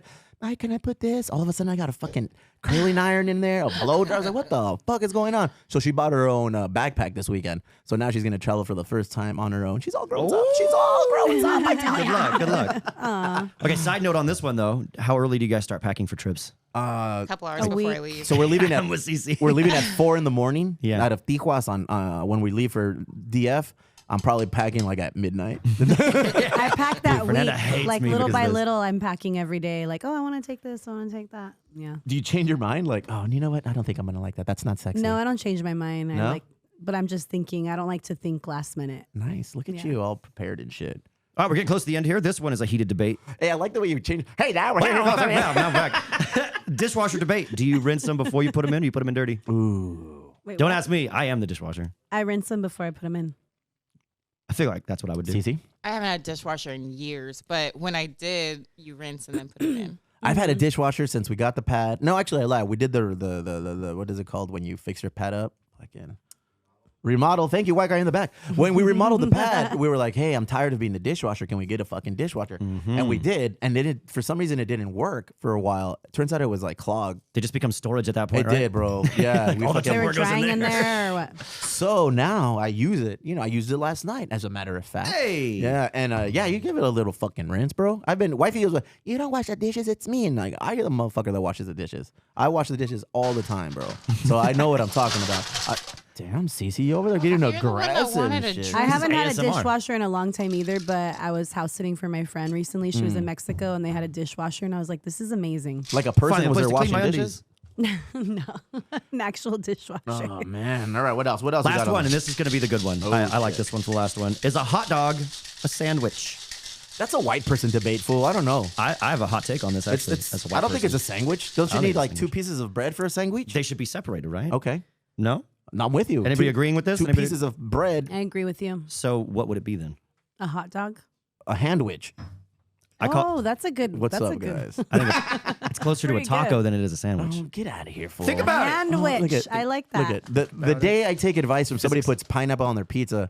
Jesus Christ! You order tacos in metal sliders, bro. You separate. No, I don't want to fucking hear anything from you, bro. Handwich. I think a hot dog is a taco. Oh man, let's transcend into something good. Give me something good, dude. Something good? Fucking Pete got to meet his hero. Who's his hero? Blippy. I don't know if your kids are probably too old for Blippy, Thank but you. Blippy is like the YouTube response to fucking Mr. Rogers. Blippy or Yeah, Blimpy? Blippy, Blippi. Blippy. He does like educational videos, like random stupid little funny videos for kids and shit, but it feels safe for him to watch. Okay. Like when you need that distraction, so I'm like, yeah, you can watch Blippy. And then, he just loves the fuck out of this guy. So he did a book signing up in Irvine. We went up there to go meet him, and Pete dressed exactly like him. He wears these like little suspenders and a hat and shit. And I got some pictures of him. But when I met Blippy twinning out, and I could tell Pete was like shaking. Like Blippy. he had his fucking little. Oh, for real? He had his Blippy toy. We waited in line for an hour, and he didn't fucking budge. Like he was just ready to go, and he had his little toy. But then, once we got close, he's like shaking and So like you could see him while wanted to you're hold waiting in my line? hand. Like I wanted him to go walk over there and meet him, but he's like, "No, Dad, come with me." Aww. That's how you were when you met me. You fuck. It really was, yeah. Fernando pushed me over there. That's Go so talk sweet. to him. Talk to him. Blippy. Never heard of it, bro. Never Yeah. heard of it. I don't think- recommend it for adults. I But think my kids are. I think my kids missed the cutoff because your child is 2 and my youngest is 5. yeah, So I I mean, What the fuck did my kids there's watch? some old I don't know kids what there, they- but- I don't know what they watched. I grew up on Pee Wee's Playhouse, fool. That's why I'm so fucking well centered and balanced in life. Pee-wee, yeah, that's gonna you're fucking Cowboy Curtis. over Pee here. Wee. I do have Cowboy Curtis. Hey, Blippy, I'm with it. Where was it? Irvine. Irvine Spectrum, yeah. All right. I don't know if Casas is available. I sent you the picture. No, he's not. So He's not I'll draw available, you guys a dog. picture. All right. What's going on, Casas? Fill me in. Oh, you're fucking flipping, so that's good. No, I don't know, like the camera's heated up or something. Ooh, horny. We're too hot. We got some horny cameras, bro. So they all shut off at once. I don't know what's going on. Okay, but We'll what's fix it on working? the break. We'll fix it. I'm working right though, so long as I'm on. Fuck all y'all fools. And where about CeCe? Where's CeCe? We can't get CeCe on there. It looks crazy because well, I mean, it looks like that's- this. Yeah, the CeCe cam. That's I like okay. it. Let's huh? keep it Look like at that. It looks like a filter. The Looks like a digital, filter. the digital monocle. Yeah, exactly.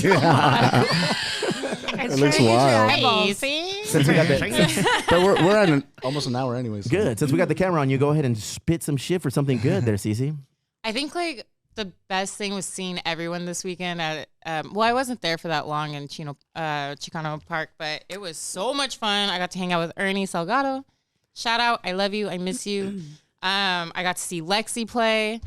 So yeah, it was a really good weekend. You had fun. You went out to Chicano Park for Chicano Park. Yeah, I Day was Festival? out for about a solid 45 minutes. And it was awesome. And the Uber driver was awesome. I wanted to bring up, I saw Sad Eyes. You guys know Sad Eyes, Sammy? Mm-hmm. I don't. Okay, so Sammy had her booth out there, and she's amazing. And she has this awesome company called Community Over Everything. She has really cool shit. And I got these super awesome hoops from her friend Marissa. And I'm Those going to are put the big link ass in my hoops, bro. Instagram profile if you guys want them. They're little bandanas. Ain't nothing little about Oh, that. that's hard. Cute. I love them. Thank you, Marissa. They're amazing. I'm gonna get me some. Yeah, dude, it was so much fun. I got to talk to my mom out there. It Do you was have cool. do you have piercings in your ear? Do you have any piercings? I tried to pierce my ear once, but I didn't make it all the way through. Fucking quitter. Yeah, it hurts. It hurts. You try to pierce it yourself Yeah, without a gun? You just with like a needle. Oh. Yeah, like one of those little tea needles from the fucking board too. How many piercings do you have, CeCe? You strike me as somebody that has like I got a a shit ton couple of. in my face, in my ears. Mhm. I got my body. What I do you have other. I have, Tit? What did you say? I got my tits pierced. That's for sure. You do? Yeah. Currently? Yeah. I had them for a long time. I had my breasts, my nipples pierced for a long time. That's the only I time can see you as a nipple piercing guy. Wait, did you have both titties pierced or Both. just one? Is that when you used to go to over the line and shit like that? Bro, why do you hate on over the line, dog? OTL. I used to no, I got my nipples pierced a long time ago, bro, before they were titties, and I almost passed out. That shit. Did they like, do them at the same time or one and then One. They do one at a time, and Yeah. then my piercer did the one where she says most people are more sensitive is the one over your heart. Oh. So she does that one first. The one in the middle? Because that's where your heart's at. And that's the symbolic. one that supposedly hurts the most, and then she does the other one. This makes my nipples hurt just thinking about it. I went to a place called Mastodon, and I don't think it's open anymore. love that it was band. it was in PB, Wow. bro, and they were organic as fuck. I just happened to be drunk on a sick one, and I went in and got my nipples pierced. Monday fun and they're day. like, "All right, sign this waiver, wah wah woo woo," and he fucking put the. It was like a big old needle, like huge, bro, like a huge ass needle. Pulls out a sword. Yeah, and he put it through, and They the did first that with one, my nose. and then they did the first one good, and then the second one, I heard him go, "Oh," I was like, "What?" Fool? He's like, you got some fucked up nipples. Hey, we're gonna have to do this one again. I Oh was my like, God. yeah. So they did it again. I almost passed out. I almost passed the fuck out. You lactate. It's probably I actually have a funny story. I got my nipples pierced by my girlfriend Tess in Pomona, California. Girlfriend, kinky. That's where you go. I fucking love Tess. Her shop is called Ink Chronicles. Anyways, I was hiding it from I'm gonna go see my mom and my family, and Do you show up without a shirt on, exposing your I nipples? have a wife beater on with a bra, and we're eating lunch, and my a great way to hide brother across the table goes, Cece? And I'm like, what's up? And he's like, your nipples are bleeding. My nipples Oh were my bleeding through my God. shirt. Just tell him you went And like it was running just- or something. It was so funny because everyone's just staring at me. I'm like, oh boy, I gotta go. Now they found out. Damn. I was trying to fool. keep it private. My first tattoo, I was 17, I think. I was still in high school. Was I still in high school? I lived at home. So yeah, probably. I got a TPS right here. Esa madre Can we aquí. Down see for that it? Right there. UPS. Look at right there. TPS. I got that when I was hold up. 17. I was in a band. 3-piece scandal. Que pedo, champion. And I remember hiding this tattoo from my parents as long as I could, bro. And I want to say my sister ratted me out, that little motherfucker. Yeah, and my mom was so disappointed, bro. So disappointed. I don't She think- only knew what she knows now. Yeah, well, she does. She watches the fucking show. Hi, mom. Lip piercing, eyebrow piercing, nipple piercing, dumbass tattoos, all of things. Did you I've have done the it. little side one? Yeah. Snake bites? I thought, is that what they're called? Was it two? That's a No, snake just bite. the one. Just the one. I Why don't know. do What people be that's called. knowing shit, bro? That's like a nervous snake or bites. something? No, I don't know nothing about no snake bites, but I did have a lip tattoo, a piercing right here, and then one on my eyebrow. I pierced. These were the worst. Fuck your nipples. Cartilage? The ones Oh, on yeah, I have top. those. Are you crazy? They hurt. No way. Yeah. You don't know my body. What the fuck is wrong with you? God, it was so painful. You don't know my fucking body. That needs to be an emo brown shirt. You don't know my body. Those hurt. Talk to me about Chicano Park, because I have a feeling that was your algo bueno. Yes, it was. I got to DJ all over the place. I started at Ola Swim, so shout out to Aida. And Aida, big ups, Aida. I DJ'd there, and then I had a little break, and I went over to the park, hung out there, saw Betty Banks, saw Smoke weed? Sammy. No, I didn't smoke weed. Drink mezcal? Did you No. get drunk? Nothing? No, I wasn't faded. Well, I'm talking about Chicano Park Day right now. So yeah, I went over there, checked out a couple of bands, the DJs, did the whole thing. Then I had to go back, and then I DJ'd at I did the Lumpia spot with Anawak and Annalie. They host Oh, Loteria. nice. I don't know if you know Loteria, them. yeah. But yeah, so we DJ did Viejo Loteria. Lobo too, right? Yeah, Isn't he part of the usually, but crew? he wasn't there. So I just helped them with the music and stuff. So that was at the Lumpia spot. It's called Lia's Lumpia. If you haven't had it, try it. It's super Bomb. good. I had So it, good. and it was fire. That Yeah, was so good. So good. And they're right next to CeCe, like right across from Barrio Dog. I went by there, the way. and we were called fucking remember. gentrifiers. Go home, gentrifier. Look like Mike Dole over there. Then after that, I went to Salud and DJ'd, and it was popping right there in front of Salud. Yeah, there was a lot of people dancing and everything. It was fun. Nice. And Sit then I down, was at the Casas, because I Church of want to hear your Herbalism. shit too, bro. I want to hear what Casas did at fucking Yeah, Chicano. it was fun. It was a good time. Yeah, it was a good time. But you were hustling too much to have a good time. I was though. DJing, but it was That's fun. your passion, huh? You fucking Yeah, I love love it. DJing. Dude, you kill it. Thank You're you, so boo. good. Thank you. Yeah. One day I'll stick Yeah. around and listen to you, DJ. I don't know what goes on. What do you mean? I've never stuck around. Like I've had you at the brewery, we've yeah. had you at the Elwood. I've never. have. I just want to go home. I'm old. feel fool. Steve doesn't support the arts. I don't know. And I just have a feel fucking you. podcast where I put you on a pedestal and fucking, throw fucking compliments at you and promote you. But yeah, far be it from me. No. Casas, were you out the fucking thing or not? Oh, we're gonna wait. Casas fucking, damn, look at He's Casas. got to light dude. himself up. He's got Casas, that glamour. Casas had me Damn. order like 20 fucking cameras and apparently only 2 of them Oh, work. but also I have we're another. back. Do you want to keep it on his No, we're good. Chicano Park Day? Oh, Chicano Park Day. Oh, yeah. No, yeah, I was helping out with just navigating all the fucking Casas stressed out face. To recap, I'll fix it on break. This motherfucker around 10 miles in a fucking 100-foot radius right here, bro. No, but I was helping out Ernie with all the artists and stuff that he had and like coordinating with the DJ. So I saw Nobody Diamond was helping you? Ortiz. Diamond Ortiz. Yeah, Hey, he wants to come on. He's Yeah, down for? He's down. Oh, yeah. The shit. Fun Freaks. Laser. Latino. It'll be fun. Yeah, but it was cool just catching up with everybody, seeing a bunch of friends. It's like a high school Yeah. reunion. Yeah, For a, basically. It was for a fun. community. for a community. Yeah, exactly. Oh, man, I Everyone was came out. It bummed. was I was fun. bummed, dog. I had Little League, and then we had, we'll parlay it into My Algo Bueno. My Yeah. Algo Bueno I'm was not on done. Saturday. Oh, go ahead. Keep coming. I'm going to be presenting. Also, I want to give a shout out to Oh, Eric. damn. San Diego Music Awards. Oh, He's nominated. shit. For what? What? This For music everything. video. Fuck, yeah, I that can beat tell, fucker. Best fucking video, fucking something. Look at you over Eric's here. nominated. Yeah, it's gonna be fun tomorrow, right? Yeah, It's tomorrow. tomorrow? I'm presenting the best indie rock song and then best world music album. Who's on the indie rock? I'm not sure. I haven't looked up. Out of you. She's not a big indie I just rocker. know my friend is nominated for world music. Hyrie, shout out to Trish and the Hyrie crew. Oh, shit. Hyrie, I love that band. That's a great band. Yeah. Is she gonna come on or what? We need to get her on. We should. You make that shit happen, bro. Yeah. You've been I'll given get her on. you've been given a free pass for the last 3 months. It's time you start. Okay. It's time When for you she's to in town, when she's in town, I'll try to get her in here. But she's from San Diego, no? Or am I well, tripping? she's living in Hawaii right now. Oh hell yeah! Yeah. Fool. I want to go to Hawaii. Fuck, let's do a fucking GoFundMe. I Let's go to love Hawaii. going to Hawaii. Send Hey. Emo Brown to Hawaii. I also had a fun try the Saturday. tacos. Unfortunately, I wasn't able to go to Chicano Park Day because I was doing our beautification. We went to John Montgomery Elementary and we beautified their garden. We cleaned up their fucking garden, tip top, don't stop, everything. We've power washed their fence. We re-raked all the sand, gravel, dirt that was on there. We put new soil down. We had like 8 garden boxes and we put plants and plants and plants all up and down. We planted 3 trees.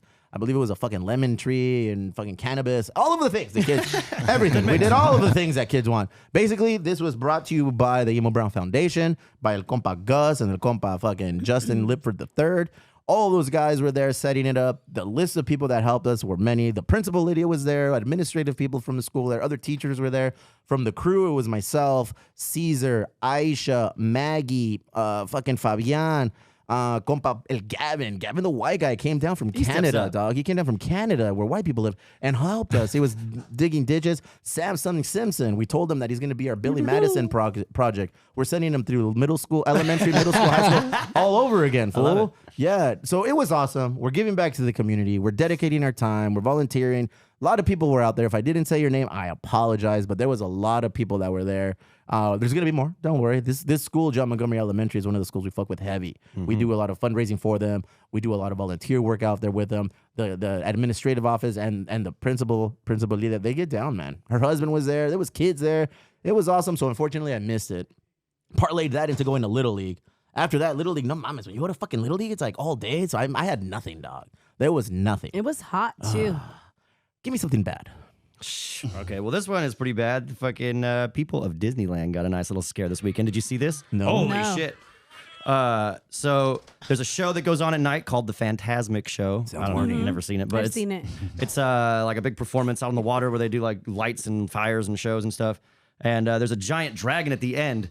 So I guess this giant fire-breathing dragon just lit on fire and is fucking. Oh my God, that's awesome. No way. It Look starts at as that. Wow, in the that's very epic. beginning, it's just his head's kind of on fire and everybody's freaking out. Like, is that part of the show? So, like, you hear people in the videos Oh talking. my God, that's awesome. Was There's there a guy- anyone on there? There's a guy right here dressed as Mickey Mouse freaking the fuck out. And he's like, Well, good thing he and can then just, jump in the water. No, they like pulled him down in the stage somehow. Like, you can see him, he's like waving somebody down and this fucking. He's all smiling. He's just like, bye. And like, yeah, so it took like about an hour for them to put it out, but nobody got hurt. It That's was why I don't just a take my funny kids to Disneyland. Dude, I would be so stoked if this happened while I was there. That This is is metal as fuck, dude. awesome. Like, That was so cool. imagine this kid's like, I really love Maleficent, and then this happens. Fuck, bro. Look at that. Whoa. Oh, here we go. Right here. Yeah, what's happening? What's happening? Oh, wait, This he- doesn't Yeah, look it's kind of Right a here. slow Heads burn. on Oh, fire. dang. Oh, that's real then. That happened That's on not part of the Saturday, yeah. effect. You could have fooled me because look at the Oh, electronics This around is the some neck. Burning Man shit. Oh, I only go to Disneyland when I'm high as fuck, so this would have been That would have been perfect. awesome. This would have been perfect. Just imagine the people that were Oh, high there that day. no. Like, Oh, no. How long did it take for it to completely blow up? It was a while. Oh It my Oh went shit, slow. that's God. crazy. Fuck. Wow. The Give me happiest some- place on earth. Something me. nasty. Give me something nasty, CeCe. Nasty. Negative. No, I got Negative. nothing. I can't share anything nasty with you guys Why? What happened? because now my mom never watches, forget. and now people are coming up never to me forget. knowing Oh, the my live's down, so go No, for it. there's nothing wrong with this. But it is kind of weird when people come up to you and they tell you shit, and you're just like, "How'd you know that?" I'm like, "Oh, I listened to a podcast." So now I gotta be like, Yeah. "Yeah, I'm not being nasty Glad on nobody here." does that to me. Welcome to being awesome. I know you're new at this, but we've been here for a minute. Nasty. No negative shit for CeCe. What about Yeah, for I got you? nothing. It's a very positive crew. You guys Not never have too negative shit. bad. It's just, getting older and how you were talking. No, like literally, like I That's can't sexy. be out all day long without my ankle hurting or my hip or like something. The fuck you know? are you doing? Like I literally woke up, I backing couldn't it even up. walk after Chicano Park Day. I was like, what is wrong with me? I'm getting old. And I was like Googling and they're like, well, that's just what I'm happens. Googling how old is old. They're like, that's just what happens. And it But, said you are old. but do you remember like when you started feeling old? Because I'm like literally feeling old now. 30 years old. I was Yeah. tip top. Nothing had ever gone wrong with me at that point. And as soon as I hit fucking 30, we had a trip planned with our best friends, Gus and Pili, to go to Cancun. So we're going to go celebrate in Cancun. I fucking caught pneumonia. Oh, And I've wow. never like been sick like that. I've never is had some old anything people like shit. that. And yeah, that's old people shit, fool. And I was, and it was during the time of this is how old I am. It was during the time of swine flu where they were fucking, In the age of the swine. they were quarantining fuckers at the airport and down in fucking Mexico. If you get down and you were sick. So I'm like sweating, dog. I'm like dying. I'm having convulsions, no. looking like Nosferatu on the plane. And yeah, fool. And they got down and like, mijo, ¿te sientes bien? And I was like, oh, I'm fine. Pásale pa' acá. And like they talked to me, but then they let me go. So from that day on, I had pneumonia. We were down there like for 5 days. Oh, I had no. pneumonia. We were swimming. We were hanging out, drinking, sick one. Spreading it. I was just popping fucking pills all the whole time, just kind of like weathering the storm. Pharmaceutically approved, FDA approved. pill. NyQuil. All the things. And then just made it through, and I came back. And I said, I'm gonna go to the fucking doctor, check it out. And the doctor's Wow. like, yo, bro, you got Gonorrhea. like, yeah. in addition to gonorrhea, he's like, you've got fucking pneumonia. There's no way you should have been walking or doing anything. He's like, what were you doing? I was like, I was down in Mexico celebrating. As soon as I hit 30, I Wow. feel like my life started ending. So yeah, so I'm starting to feel old, and I'm thinking I need to be stretching more yoga, probably. I heard.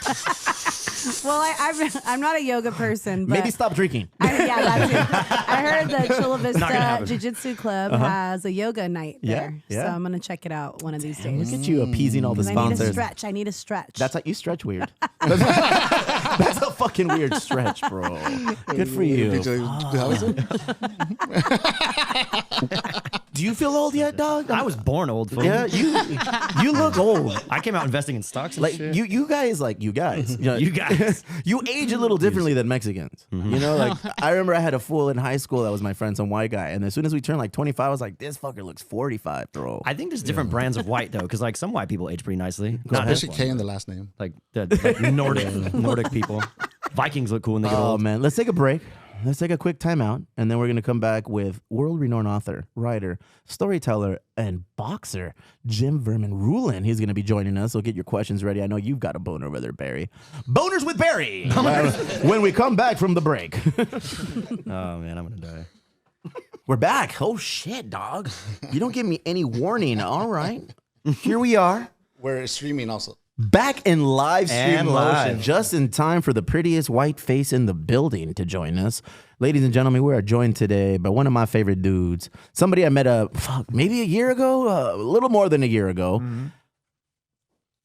I started boxing with him probably a couple months ago. This dude, man, when it comes to people who are knowledgeable, intelligent, smart, creative, and all of the things, Jim Ruland, he is the cherry on top, man. Jim Ruland is here today to promote a plethora of things. More importantly, his novel, Make It Stop. Ladies and gentlemen, Jim Vermin Ruland. Say, way, bro. Good to be here. Welcome back, brother. Welcome back. I think it was Saddest Mexican still. It was still Saddest Mexicans. Things have changed. We're happy as fuck. He's cheered up. We are happy as fuck. Things have turned a corner. Jim, you came in last time. You have one of my favorite books with one of my least favorite bands. And that book actually turned the corner for me. And now I am a big fan of Bad Religion. I enjoy it to the point where I've been to shows. Tell us a little bit about where you started, how you started, why you started, and what is on the horizon for you. All right. Well, I started writing with zines mostly. That was my, punk rock zines. That was my entry into starting to get published and putting books out. And it was just writing for a punk rock zine, getting in the van, sticking my tape recorder in someone's face, and getting it. That must have been fun though, man. Back in the day, writing zines. That's how zines is where it started. And I'm looking at Barry because Barry Sniffing glue. Ooh, that is one. That is a good one as well. Yeah, not the activity, the actual zine. Well, I'm sure both are fun. Yeah, I was writing for Flipside. Flipside. Yeah, that started in the 70s, and then went downhill when I was writing for them for sure. And I was in the 90s. And then that folded, I guess, around 2000. And a good friend of mine started up Razor Cake. Yep. And I've been writing for Razor Cake ever since. Ever since, man. Yeah. Correct me if I'm wrong. Didn't Maximum Rock and Roll come from a zine? Maximum Rock and Roll did indeed come from a zine, man. And I only knew about Maximum Rock and Roll through NoFX lyrics because I think it was one of their goals to actually get reviewed by them. Yep. And they got torn apart, torn to pieces, man. Yeah, That's the best. Based in the Bay Area, and they had kind of very strict protocol about like what's punk, what's not. That's horrible. That's the most horrible, punk thing man. ever. Rules. Yeah, but then like in the 90s, you had like tiki bands and things like that in punk magazines, which maybe that wasn't cool either. I don't know. Rumors of My Demise. Tell us a little bit about that book. Oh, that's in the works. Oh, did I go backwards? I did. You did. That one's in the works. That's a book I'm writing with Evan Dando. I should probably say the Bad Religion book I wrote with the band. I didn't write about them. It's their story in their words, and I spent a lot of time. Do what you want. Interviewing. Do what you want, bro. If you haven't checked that book out, get on Audible. I recommend Audible because it's fun to do little what is it called when we do companionships with it. So I remember reading not only the book but also audio streaming the book, and then also listening to Bad Religion from when they started to where they are now. I'm telling you, I was not a Bad Religion fan. Oh, I love Bad Religion. It turns out everybody Same. does. I was never a big Bad Religion fan. They were always just a band that was on the bill of another band that I was going to go see, or on a festival that I wanted to go and check out. And then somewhere along the way, I was like, oh man, these guys are actually kind of cool. Do What You Want came out. He presented that book to me, and I was like, became a super fan. But now I feel like it's too late in the game. There's a lot of history in that band. Well, it's kind of funny. I was a huge fan of Back to the Known, which is just a 5-song EP that has the song Frogger on it. Very popular. It's one of the few songs Greg Hedson wrote, actually, but they never play it live. And that's just one EP out of like 16 albums, and they were making a 17th. Plus, they have a Christmas album and all these other stuff. That Christmas album fucks, bro. I was scared. I still play that shit, dog. I play that shit anytime we have something going on at the brewery for Christmas. But I was like, how am I going to learn all this stuff? How did you learn all that stuff? Set lists. Oh, okay. I would go online, look at set lists, because then they're pulling from things from different albums. Like the first time, like when I was auditioning to do this, I went to House of Blues with Nuvia, my wife. And Shout out Nubia. She knew more songs than I did. It was a little embarrassing. I'm like, shit, I better do my homework. But she's more of a child of the '90s, so she knew all the hits, right? Yeah. I get made fun of a lot now because I do bump Bad Religion, and I never used to fucking bump Bad Religion at all. Fucking Gus is the first one to call and pull my card on that. He's like, "Oh, look at you! All of a sudden, fucker, you're like a Hot Topics fan." And I'm like, "No, man, I've known all of their shit forever. Like I said, I've been to It's one of those bands that I've been to a lot of their shows. You know, a lot of their shows where they were never the main objective. Kind of like if you're a local, if you were a scenester in the 90s, you probably went to a lot of homegrown shows. A lot of the band Homegrown was on every bill. Anytime you went to SOM, anytime you went to Epicenter, anytime you went to any venue down here and you're watching 90s punk rock, Homegrown was on there. So I saw Homegrown and Unwritten Law like 30 fucking times, bro. I mean, if you went to the Warped Tour, you saw Bad Religion. Yep. You saw No Effects. Always. Real big You fish. saw Pennywise, right? Lagwagon, Strung Out, Yeah. Pennywise, No Effects. Those were the bands that were always there nonstop. And Bad Religion was usually on the main stage and they were, you know, doing their thing. I just never paid attention until I read the book. And then I'm like, fuck, I fucked up. I've been to all of these shows. And I've gone over this story before. We were on Tim Pyle's show, the fucking, I forget the name of the local show. Loudspeaker. Thank you, guys. That was loudspeaker. Whoa. So it was on Loudspeaker, and I remember it was they were promoting the No Use for a Name Bad Religion show, and my band got an opportunity to play on Loudspeaker with Tim. And I'm leaving, being the little dickhead that I was back then. CeCe, you would have hated me back then. You would, I hate you would've- now. worse. You would have hated me worse. And I'm leaving, and the singer was out there, Greg, and he was like, "Oh yeah, you excited for the show?" I was like, "Yeah, I'm a fucking big No Use for a Name fan. I love everything they do." "Oh yeah, what about Bad Religion?" I don't like that band. Wow. And then one of the real talk. And then one of the engineers or producers of the show was like, "You fucking dickhead, that's the lead singer for Bad Religion." I was like, so ever since then, I almost Embarrassing. But yeah, I mean, he's kind Just of to be like honest. he's kind of undercover. He looks like me, right? super undercover, bro. When You know, I he first has glasses. when and I first saw your polo book, shirt, yeah. when I first saw that book, I was like, "Oh shit, Jim looks like he's in the fucking band." Well, when I was here, did I tell that story about people mistaking me for Greg Graffin? Tell me more. Oh well, I was in Italy, kind of following the band around. Not a stalker situation, but I wasn't on the bus either. But I actually was on the bus, and I would come out. At that point, you were a stalker.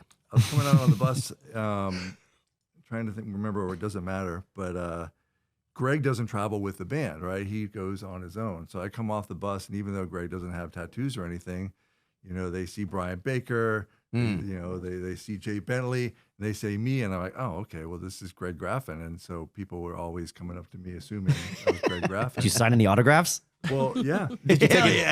So you took pictures, you signed autographs, you were the guy. Well, no, because like the other guys in the band, Jay in particular, thought that was the funniest shit ever, and he made me take pictures with the band. Oh, for sure. We were For all out, sure. like, you know, out to eat or something, and I'm like, you know, got my notebook and asking questions. I had to then do a little Greg Graffin cosplay. My Damage, Keith Morris. Yeah. Tell me a little bit about that. How did you orchestrate that book? How was it working with Mr. Morris? Well, Keith Morris is a Southern California legend. Legend. Right? You know, first singer for Black Flag, Mm-hmm. founding vocalist for Circle Jerks, and now in the band Off, just released Free LSD, which I think is maybe one of his most amazing records. Yeah. 40-something years after he sang Nervous Breakdown, just kind of an Still a great song, dog. incredible career. And He's a radio DJ on Grand Theft Auto. yes, he is. Yes, that's true. dude. And there's only one Keith. No one else sounds like Keith. It's so My Damage is Keith's book. I worked with him on the book, and he has such a unique, distinctive voice that it was kind of an easy gig in the sense that, you know, he just tells his stories. The hard part was just trying to get them all straight because he has a very circular way of telling a story. Is it hard to put those thoughts on paper and actually put the project out, or does it make it more fun? No, I record everything. Okay. You know, like that's really essential, I think, to getting someone's voice, right? Is, you know, having the recording. But yeah, like it got to the point where I was like, holy shit, I'm in Keith Morris's Keith Morris, apartment yeah. listening to him tell stories, you know? Geeking And- out. But then when we got down to like the last 10% of the book, it was like, all right, Keith, you know, you'd already told me the story about 10,000 times. You know, we just need a little bit more of this, a little bit more of that. And he would, you know. We get it. You were in Black Flag. Corporate rock sucks. The rise and fall of SST Records. That was the last book I read by you. Mm-hmm. That one came out last year. Yeah. That was my pandemic project. And that was a narrative history of SST Records, the label that Black Flag built. Some headaches came along with writing this book, I'm assuming, since they're not the easiest people probably to work with. Very secretive, very, not only secretive, but maybe disconnected with everything. Yeah, it's if you don't know the story of SST, you know, responsible for like the whole indie rock revolution, along with a bunch of other labels in America in the 80s. But like everyone you can think of from that era was at one point or another on the band, from Meat Puppets. Meat Puppets, Dinosaur Jr. That's right. Dinosaur Jr. was on there. Sonic Youth, to the old South Bay LA bands, and Minutemen, Husker Du from Minneapolis. Thank you. Yeah, right? Husker Du. Even Soundgarden had their first album on SST. Historic label, Barry. Maybe do a little research and link into it since you're in the music biz. Which brings us full circle to where you are now, man. Because I've kind of gotten used to like you writing books about music history, the history of, and bands, and now this one's for me following your career is a complete curveball. Yeah. Well, it's a novel. It's more punk rock adjacent, wouldn't you say? It really is. I mean, I haven't read it. I just read the reviews. I don't want to misrepresent it, but yeah, it's a LA crime story set in the near future. And so in this world, if you don't pay your hospital bills, then you don't get to leave. Fucking crazy, bro. I'd be stuck in a hospital right now. They build a whole it's like they build a whole prison system for people who can't afford to pay their medical bill in full upon completion of whatever it is they did for you. Oh, Barry, you came in for a broken leg. We casted you up. We gave you medicine, whatever. You're free to go. Oh, by the way, it's $12,000. If you don't pay, you're stuck, dog. You are stuck. It's terrifying, but it doesn't sound that far off. Like I can see that happening. That's what a lot of people were saying. And when I was imagining this, I thought, well, like they start rolling out, I call it conditional release. Like you sign a form, like I get to leave when I pay. Like who's gonna get stuck in these hospitals? It's gonna be people that look like me in Casas. People with brain health issues, people having mental health crises, and addicts, alcoholics, people with substance abuse issues. So yeah, people like you in Casas. I stay with my statement, bro. I rest my case. LA Times came out with a fucking piece, and Chicle didn't stop, man. Chicle was just flooring, pushing this piece to everyone over the weekend. Read this, read this. Discounts here, 10% off. Do this. I was like, hell yeah. So I read it, man. They praised the hell out of you. How does that feel? Is that kind of like a sigh of relief after spending a lot of time working on this novel? How long did this novel take, and how does it feel to get this kind of praise? Oh wow, it was wild. It was really wild because it can go any way. There's always like sometimes they'll lead with like praise at the top, and then they'll be like, but, and then they'll like kind of slam you, stick the dagger in you at the end. But it was a rave review, and I've been working on this book on and off for 10 years because I was doing these other projects, and that's a long time.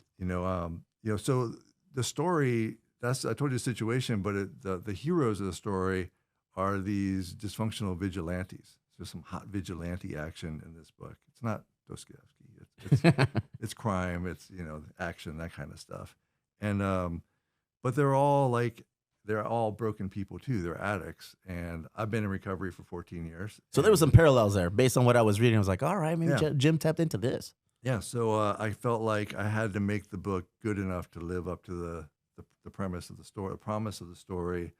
And I really got attached to my main character, Melanie, who right here, thanks to protagonist, right? Yeah. Sporting a sweet mohawk. Dude, check this out. This was brought to you by one of our very own Mimo Brown Social Club members, El Compa Marino, Gomez Customs, bro. Yeah, for all your action figure needs, go to Gomez Customs. Yeah, man. I remember cruising on, awesome. going down to Barilogan to get some tacos, and I see you and Marino just walking down the block. I was like, what the fuck? I don't know, like a cast of characters walking down the block right now. Oh, he's so cool. Oh, yeah. He's awesome. Yeah, he's down. And he was totally up for the project and really got it. And you're right up his alley, man. You're the kind of artist he fucking fawns over. Yeah, well, I mean, he knows a lot too, and he's incredibly talented. Just go to his Instagram and something will happen in pop culture, and he'll slide right in with like this bootleg. Fucking Dodgers fan. Did you see that with CeCe when they flipped off the Dodgers fans, and it was like, yeah, he made a little logo for that. I'm a huge fan of him. I think he's amazing. He did that thing with the Pope and the puffer jacket. The Pope and the puffer jacket. Like, how the fuck did you do that? The prayers one. He's done a lot of them, man. He gets down. So to have two of my friends link up together, it just makes perfect sense, man.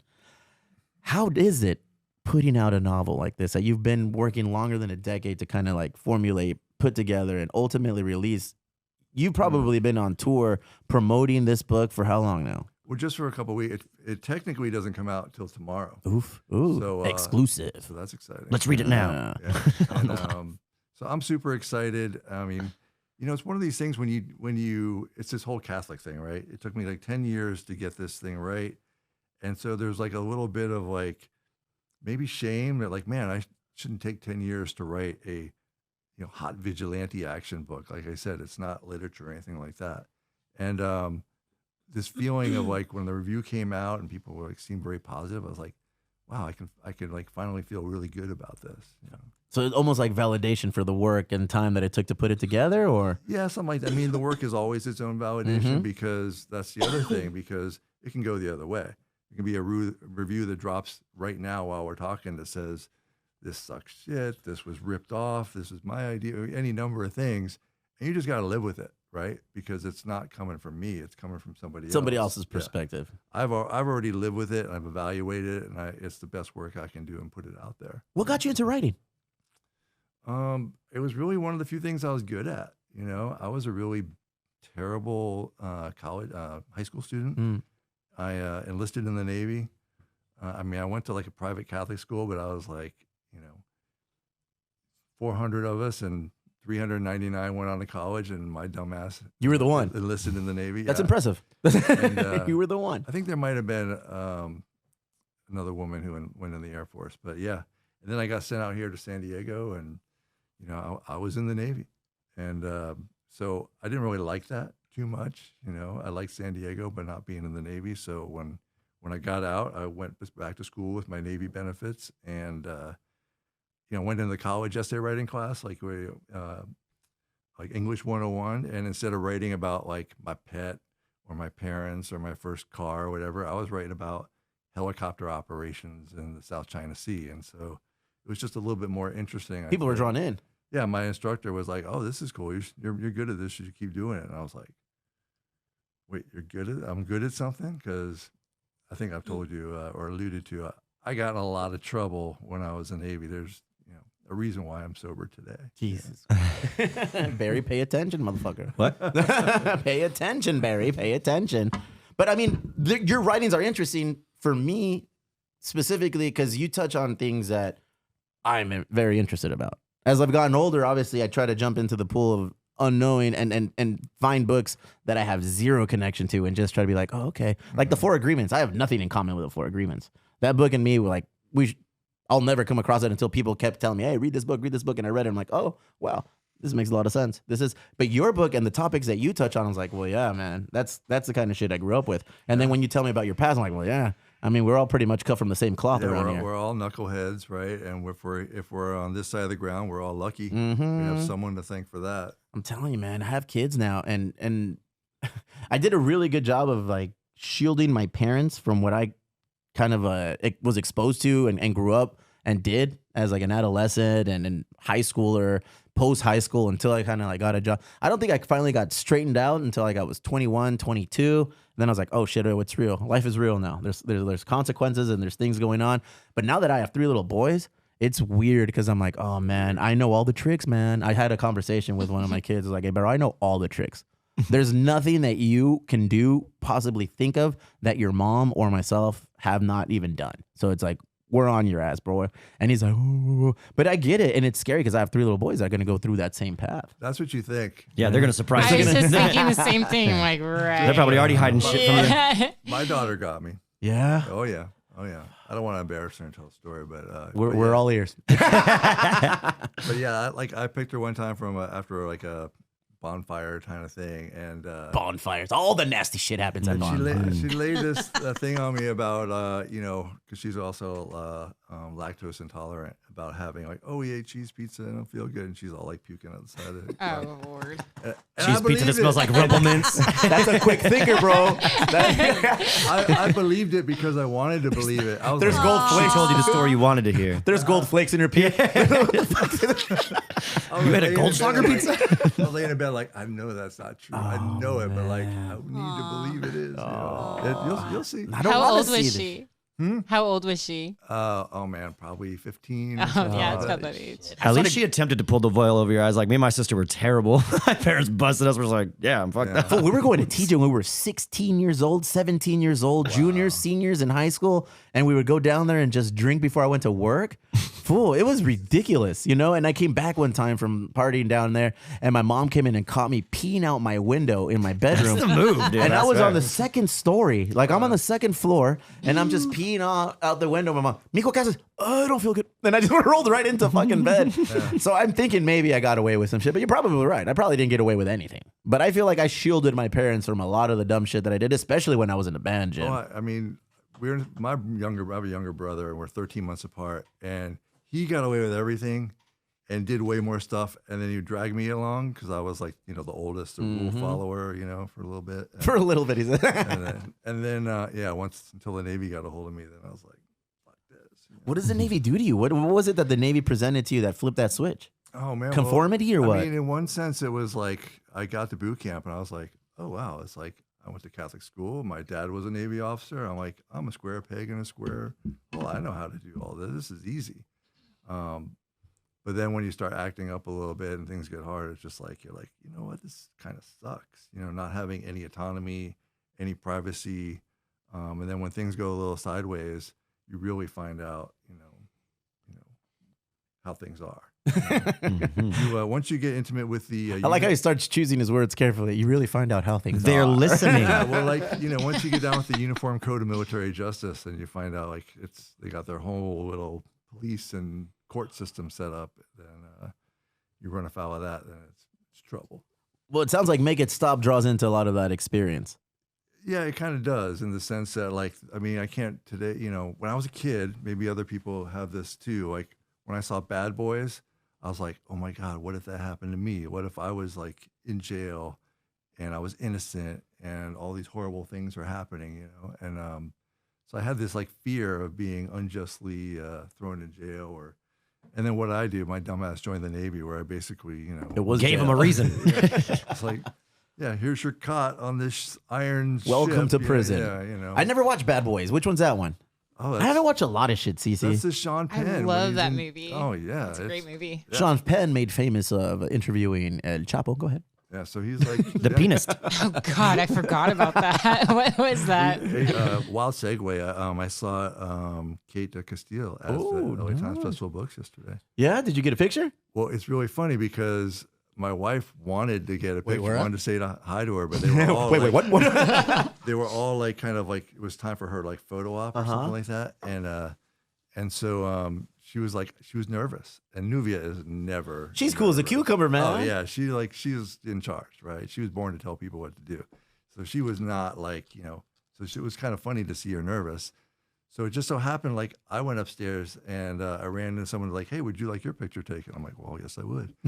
And so I go up, Say less. and Kate's up there, doing her glamour moment, and then I'm coming in next, and I'm like, I can't wait to tell Nubia about like. Fancy seeing you here, Reina del Sur. Yeah, I mean, They were like, we got the Kate, singer from we're- Bad Religion here.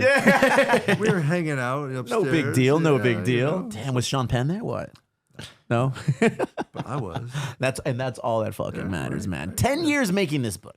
How do you put that together? I know you said you record a lot of things audio wise, but how do you bring all of the notes, all of the ideas, and just kind of put them together and in order over such a long period of time? That to me seems like it would take a ridiculous amount of discipline and just seems overwhelming, man. My It scattered is. brain I can't wrap my fucking head around that. It is because it's almost easier to write a novel like of this length in 6 months than it is to do it over a long period. Because when you're in it, you're in it, and you have like you can stay in the story. You're with the characters. You know what they want. You know what they would do. You know what they would. You're always looking for ways to surprise them, surprise the reader, and but when you stretch it out and when you stop and take breaks, then you kind of get back into the dream of the novel again. It's just like a dream. Like the longer you are away from it, the less you can remember. Oh, that would be overwhelming, man. It's an interesting way to describe your writing process too, where it sounds like you look at it from like the outside as if you're just like observing it and kind of like reporting on what's happening in the story. Is that kind of what you do? I mean, yes and no, because you want to inhabit the story. So so that the reader feels what the characters are feeling too. I mean, at the end of the day, it's all about the characters. If you don't care about the characters, then you won't care about the story, right? There's not a story so interesting that, you know, if the characters are flat, that you're going to go along for the ride. Is this your first novel that you've published and put out? No, I wrote another one like 8 or 9 years ago.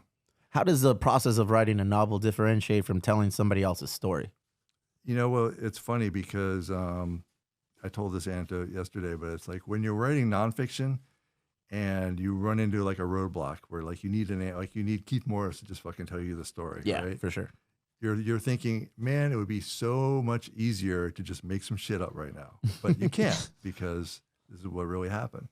And then when you're in a roadblock or you come up against it in a novel, you're like, man, if someone would just come along and tell me what really happened, and I just write it down, it would be really helpful right now. So it's definitely grass is always greener. There's obstacles on both sides. Damn, man. It's not easy. That seems like a daunting task, man. Like most of the shit I do is just like quick. I got to talk shit quickly. And you are, it seems like everything's very planned out, very strategic, very just the way you need to do it. I'm the tortoise, you're the hare. I guess so, man. I'm a fucking rabbit. That's why I'm not going to spar with you. Why not? Why are you afraid to spar with me, man? I'm ready. I'm the tortoise, you're the hare. Yeah, let's spar with the big slow guy. Yeah, let's do that. Do you ever like? I'm sorry to interrupt you. We're having a bro fest over here. I'm sorry, Jesus but now I'm Christ. like, now I'm in it. Now I want to hear. Do you know the outcome and then you write your way to the outcome, or do you write it and then the outcome happens? I generally know the outcome. I know how I want it to end, but I also like want to be surprised along the way. Yeah.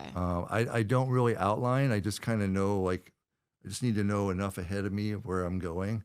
I need to know a little bit ahead, but I don't need to know all of it. Got it. Some of the most creative people have to be writers, directors, all these people that just have a vision before it's actually happened. You're writing it as you go. You're creating it as you go. There's really like no vision of it, but then all of a sudden it just happens. That seems very difficult. Very, very difficult, which is why I want to spar with him. Because I think his brain is extremely wrapped up in what he's doing. Well, maybe I already have a scenario in my head for how he already knows how this is going to end. Yeah, he's like, I know it. He's going to take a knee. He's going to pull a King Ryan. No cierto, no cierto. You've said you've been out there doing this for 2 weeks now as it relates to promoting and on the road. What does that feel like? What is that? Do you just go to different cities and go to bookstores? How is your approach different than everyone else's, if at all? And why are we your favorite? Well, I think I'm a little fortunate in the sense that, you know, I've written these books about punk rock that people care about. So people want to ask questions about Keith and Bad Religion and SST. And like the SST book, that paperback hasn't even come out. So, you know, I'll be talking about that book still when I go out on the road and talk about this. So, touring with 2 albums. So yeah, like, these, you know, obviously Black Flag has a lot more fans than I do, right? So that helps, you know, in terms of getting people to come out and see you and be interested in what you do. So is that a little nerve-wracking on your end? No, not at all. It makes it easier. Yeah, Like I was actually a little nervous before gearing up for all the promotion because, like, when I did the SST book, and this may sound naive, but I was really surprised just how many people were interested in that story. I just always assume it's punk rock. It's going to be, you know, a small group of people. You know, the minority of people will be interested, not everyone, right? That's punk rock. That's the punk rock mentality right there. Nobody gives a shit about this. It's punk. Yeah, but it's so much drama. Yeah, there was just so much drama surrounding that. It always seemed like it was so secretive. And then any story you would ever hear about bands that were on that label, they weren't good stories. No. You know, all the stories that came out, they were like, well, fuck this label and fuck this guy and da-da-da-da. So when you told me about it and I actually started like delving into it, I was like, damn, I wonder who he's going to talk to. I wonder who from SST is going to step up and say. I wonder what bands are going to step up and talk about this. And that's what was intriguing. If it's intriguing to me, I know it's going to be intriguing to a shit ton of people. Conflict is the engine of story, Hell right? yeah. You don't want to hear about like, oh, we all had a wonderful time. It was awesome. Yeah, it was great. No, real talk. That was a real good book. That was your first audiobook that you narrated? Mm-hmm. Hell yeah. Is there something that we can expect on this? I'm working on it. How hard is that to do? Is that because you made it seem like it was a process to get the rights to narrate your own book, or? Yeah, well, with the SST book, you know, that was sold to a publisher, and we also sold the audio rights along with it. And every book is different. Every book deal is different. So it's not like, you know, where you get the same check every time because they're different publishers, different circumstances. And when I collaborate with these other artists, they're not even my deals. I'm like, I'm the guy they hire to do it. So it's all very different. We've not sold the audio rights to the novel, and so By design? no, we just You just sold it strictly on the book rights, or the written portion of it. Oh, so that's cool, man. so Potential. Yeah, if, Yeah, you, if you need some additional voices in there in that audiobook, Casas is always available. There we go. Casas has a soothing voice like syrup. He'll wrench a couple of the voices in his head. Seems like you have a very punk rock approach, obviously, to the way you do everything with your works. Yeah, very very DIY. I would Very say. DIY. You have a label. You have label. Do you have a production company that backs you, supports everything you do? Publisher. No, I mean I've worked with different publishers. It's like a lot of different things. Like the previous novel you asked about, that was a small indie press that got bought up by another indie press that got bought up by a big press, and so that book is Force to Fortune. If you go online and look for it, it says it's under Simon and Schuster, but I never dealt with Simon and Schuster. So it just gets handed over. It's just one of those things that out of your control. Like once you sell a book, you sold The rights to the and book, everything. yeah. Oh man, that's scary. That's wild. Yeah. Does that mean they can go back and like make edits and stuff too? No, Like, no, they or- can't do that. But it's like selling a record or selling a movie or any kind of like intellectual property. I wouldn't know. I don't sell anything. Barry is true to the punk rock form DIY. He just gets drunk beer every show and just goes on stage and strums his little guitar and sings covers of Green Day songs. Out of you, Barry. We love you. I love it. You're amazing. Let's get into a little bit of Ay Dios Mio. This is a segment where Lexy, who was here last week, she was not here last week, so we weren't able to do the Ay Dios Mio with you. You Welcome keep saying that, back. but I think she was. Was she here? Well, I was. CeCe handled it. Go ahead, Lexy. If you ever, I can ask you guys, had created an embryo like with your wife or whatever, and you weren't going to use it, you already you had all your kids, would you sell the embryo to somebody that wanted to use it? Top fucking Hell dollar. yeah. Make that money, girl. Yeah. Absolutely. And how much would you sell the embryo for? I think I would show them a picture of my children and be like, That's what this You guy's sure? doing too. Let's hear and be it. like, check this out. These kids are all fucking future studs. They get down. They're very talented. Promise I wore socks. They're going to be modest like their father, yet, highly intelligent like their father. It's all going to be good. I would sell top dollar on each one of them. Well, what? Fuck What yeah. price? Nothing short. I don't know. Fuck. 100,000 an egg? Yeah. Is that a lot or a little? An egg, like a single egg? Is that what you're Well, asking? this is like an embryo, so the egg and the sperm have already created a baby. So That's this called is a zygote. guaranteed. Gotcha. Wow. I paid attention. He can't It's 100,000. He can't say Look at Coachella. BJ, how Hanging much? over here. At least 1.5 mil. Nah, Okay. don't be Have you ridiculous. seen Pete? Yeah, he's adorable. Yeah. Even with a big old scar on his forehead, he's gonna be He likes adorable. as Blippy fuck. though, so I don't know if I like that kind of shit. So there's this He also like likes Maribel Guardia. Mexican influencer. I don't know if you guys know him. He's like Chingo on Bling? Mexico Big Brother. His name's Pancho de Negris. And gotta say he's that one trying right. to sell his embryos for $2 million each. Okay. Anyways, it's sparking controversy. He says the same thing you said, that U.S. the kids, dollars or pesos? U.S. dollars. we gotta He fucking says figure that the out. kids Pesos are going to gonna be be worth good more soon. looking, and apparently they're going to change the world, and Oh, that they're nice. worth $2 million. So. No, my kids can wipe their own ass. That's pretty much. That's pretty much the extent of their talents right now at 10. Yeah. Eric, do you have the video ready? Because I'm going to start what? talking about one Of of the Pete meeting videos I Blippi? sent you. Wait a minute. Would you sell an embryo? Absolutely. Jim, at your age now, having a full-grown daughter, would you sell an embryo? Oh yeah. And would you attach the fucking, hey, I'm a world-renowned author. Oh yeah. I traveled the world as a seaman. You know? Yeah, that interview would not go good because it'd be like, it says here you were an alcoholic. And, Oh wait, that knocks things off the price. I let Barry's gone. What drink? my wife is the brains and the beauty of this operation, so I let her handle it. Yeah. Yeah, How I'd did I like, get my cut? fuck. So $2 million makes million. 100,000 seem like a bargain. I got some good-looking little Mexican white boys. Yeah, they're So I cute. feel like Cute. I feel like that's top notch. You Oh, know, no, that's- not white like the white guy over fucking CeCe's fucking shoulder. Eric, do you have know? the picture of the family? color Show is him. that? I feel like you couldn't. I feel like you couldn't give those zygotes away. But I Charge sent, you for trying to sell them. I sent Eric a picture of the family. Let's see if he has it. all right, so this no, guy that's wants. not them. That is not a $2 million zygote. That's another story coming up. It's the family of four. The family of four. I don't think I have it. You shit on somebody for no reason. Hold on, let me send it to Eric right now. It's airdropping right now, Eric. Oh, damn, dog. I just sent it to you. Oh, to my. Those families are probably heroes, and you just shit Let all me know over what you them. guys Sue think. us. Look at this. $100,000. I think that's a good. Hey, my kids are healthy. You lowballed. Yeah, You at least $1 million, dude. I feel like no. Look at that's the family. in today's economy, Oh, $100,000. He looks like an avatar. Full So I'm circle. gonna You say can't even like put a down payment on a house. Does. Is that an AI family? Yeah. That kid needs to have his ass kicked by already. They look like a background on You like a know Windows that computer. kid's a piece of shit.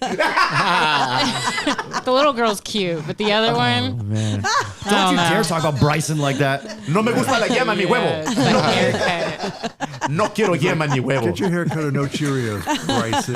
Fuck. His name is Brian. So no, I don't think I'm $2 million will work. Those are good looking kids, and they're probably wholesome and upright, but I don't want the zygotes. No, I'm gonna pass. Look at that thing. Do you think that they would like follow too? I wonder if someone bought his zygotes, the families. Do you think I like how you do you just went think that- with zygote. No. I could be horribly wrong. Well, hold on. Well, I don't know. That's like an X-Men bad guy. But I wonder if he gets to like check on them like once a year, once every 10 years, No, like gets to for say what? hi and like. No, that's the worst. No, That's that's weird as it. hell too. I don't know. Maybe Gives a $2 million. Maybe it comes with services out. beyond. Yeah. I already No. got paid. That's a severance package. As soon as that check cashes, I ain't never gonna see Junior no more. That's like selling rights to a book. It's out there. It's gone. I got more of those where that came from. If you want a sequel, Fair you got to question. renegade. Exactly. This chamber is loaded with more of a new one. No, actually, not. I have a 2-year recovering vasectomy guy, and I'm here to tell you that Has it been That's 2 why yours years? should be worth even more. The struggles you have to go through to And they produce the asked me zygote. in the process of getting the vasectomy, they asked me if I wanted to freeze any of my my sperm. I was like, no, this is it. This Do you is a have to wrap. take a psychological review Yes. before you do that? It wasn't from 1 week to the next that I got the vasectomy. It literally took 3 to 4 months to get everything solidified. It took over a month simply to get a follow-up appointment with the physician that was going to handle Because it. they that's want just you, 'cause you in didn't case you manscape. change your mind, like to be able to do. I told that motherfucker, I was like, yo, I'm fucking 41, bro. I've got 3 little demons under my belt already. There is no way in hell I want to create another one. But hey, if you freeze them, you have to keep. You can't just take them home, right? They lose the flavor too. I don't know where they keep them. We have a second fridge in the pantry. In the garage. And that's where I keep them for. They're all named. Yeah, fool. It's like, oh, that's Vicente. I got He reads some bedtime stories. I got tamales from fucking Christmas time, and then I got my fucking little samples, Vicente. bro. They're there, But dog. what I'm saying, it's a hustle, right? Margarita pre-made mix. You do not want to mix Got those here, up. homie, I got you. I'm never. You wanna I'm chip never rim on drinking a that? pina colada. Oh my gosh. Yeah. Man, we went So, down that there's a super gross video floating the internet, sparking outrage. This video shows Washington State middle school staff and students participating in a game that involved them licking clear plexiglass simultaneously. I saw The this. kids and staff were instructed to lick marshmallow fluff off the sides of the plexiglass. I think this is how you I make sent the video teachers that to- ultimately right make here. out with their students. Look at this. Okay, so on one side of the glass is a teacher. On the other side is a student. No, Yes. absolutely not. What the fuck? Look at dude. That guy's into it. Look, he's like, hey, let me lick that fucking plexiglass. Whoa. No, That's that's horrible. not okay. No. That's gross to me. Oh. Somebody calm her down.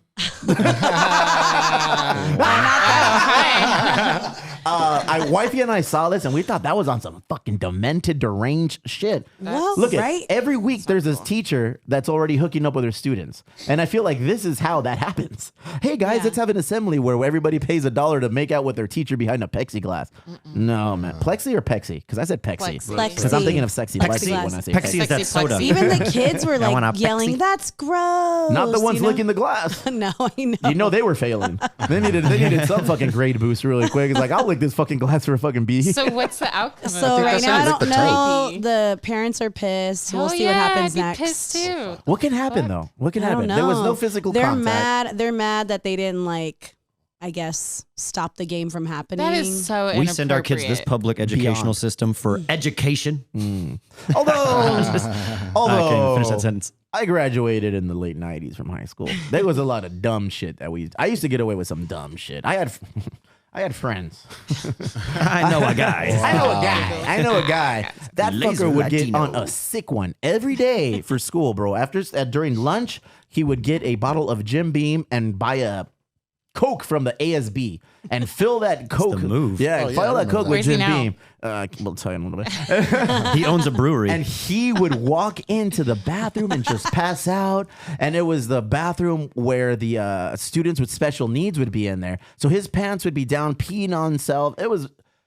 This is not too far-fetched, is what I'm trying to tell you. Oh, There was okay. a lot of lunatic shit that went on in high school when I was a youngster. So would I get mad if my kids did this? Absolutely. I would not allow it. I would feel like I would be the one to be like, well, no, what the fuck? We're not doing this. I also feel like that was not the kid's idea. Yeah, that was this like is some the- creepy this is the PE teacher like, let's adults. lick some glass. Yeah. The kids were there doing it, though. And then They're stupid. Yes. will do anything. It's just hard Kids to are believe, dumb. like, post-pandemic that got a green light. You know, Well, I to know, be fair, right? There was they're licking plexiglass. the other side. What are they gonna do? Regardless. Clean it with like rubbing alcohol first. Like, man. like that's So gross. But like when I was in the Navy, we did. Here we some- go. A Navy story. You know it's Yeah, going to be here a it sick goes. one. Get it. Let's go. Yeah, I mean there was legit hazing that would go on. They had Hazing? different rituals. Like Go ahead. have you heard the shellback initiation? I'm ready. Let's Oh, go. I can't tell you. What the fuck? What is He's this? about to issue a code red or something. A code skeleton red. key shit? Wow, my It's Midwestern just- coming it's out. a ceremony like when a ship crosses the equator. Yes, I've heard of right? this. There's like the regular breakdown of the Navy like stops, and it's like officer enlisted. That all falls by side. It's like, have you crossed the equator before or not? And can you prove it? If you have, you're a shellback. If you're not, you're a polywog. And if you're a polywog, the shellbacks get to haze the shit out of you. Some purge shit. So I would Lord of start the swimming Flies. towards the equator just to get over it. Also, all the tattoos that come along with it, like the anchor and like all these things have different meanings and all the things. Yeah, I went through this whole. right, This let's is mute so it. interesting. You Well, should let him really- talk about it. Well, I'm Jesus trying. Christ. It's part of the solemn mysteries of the deep. I can't really tell you. I'm bound by Neptunus Rex. But there's some gross shit that happens. We had to like crawl through garbage. Like Okay. wet garbage, which is what it sounds like. You know, like food. Sounds that like would be Lexi's left Thursday over. night. Yeah, go ahead. So far, there's no hazing. in your Whoa. chonis, in your underwear. Yeah, I mean, you have to stick your face in it. There's like corporal punishment. They like the shellbacks dressed like pirates and kind of. Sounds slap- like just fucking fraternity boys will be boys shit. Yeah, so what I'm saying is like you can Fuck that. you can wallow around in some wet garbage and be just fine. Nice. But nobody put hands on you, or did they? I'll have to save that for my Were you memoir. were you made to consume ungodly amounts of liquor doing these things? No, it was all alcohol free, which just made it Ooh, that also made it- bizarre. And also the fact that an officer might be next to you. I was just a deck seaman, right? I had no training whatsoever. I But there froze might mine. be some like Barry's semen comes from his dick, if that makes any Naval sense. Academy guy next to you going through the High same quality, thing, too. you know. That's crazy, man. I don't understand how our government allows these kinds of things. I don't know if they still do. I would be interested to know if it's still a thing. you It know. is. It is? I was just talking to someone about this. That's why I think it's funny. I heard all about it. Yeah, it's pretty Right cool. on. And I'm sure like He the can't tell high- us, but you can tell us some shit. Yeah, what you hear? I was kind of drunk when I heard the story, so I don't think I'm gonna be able to repeat it back. I'm sorry. What? Right. That's crazy, man. Being in the Navy alone sounds like it would be overwhelming. You know, you're out to sea and you probably get a little stir crazy out there. Do you have a lot of free time when you're no? No, Nothing. You're grinding the whole time you're there. Pretty much. Well, like you're just tired because you're also standing watch, and if you're not standing watch, you're working. And if you have some time at night where you're not on watch or you're not working, then you're sleeping. Did you ever see some outlandish shit like fucking UFOs shit or no? I saw stuff I couldn't explain, Ooh. but there was also putting a lot of things into my body that I shouldn't have been too. So it's like, Q-tips. yeah, Q-tips. Fuck yeah, Let's just son. leave it. Blew my mind right around. you get- You're not supposed to put those in your ear. Did you get one beer a day? No, You weren't That's allowed like, the one. That's like some kind of like maybe they do that in Australian Navy. Oh, is it? Because in the U.S. Navy there was no alcohol on the ship because Oh, come on. Then why would I you'd be breaking join? into that Come on, shit come and drink it all at once. Did you guys make your like Pruno or something? Did you guys make your own? No, it's a lot like It prison. wasn't did like you? a floating prison. Like, we would go into port, and things like that. Oh, Unless Thailand. you got in trouble. Oh, Thailand. I seen that. Jim's not saying shit though. Yeah, go places Here, like the look, open gas that lamp book. quarter. Let's see that book. Yeah. It was the worst of days. No, I never went to Thailand. No? Fuck, man. That sounds crazy. I don't think I would have.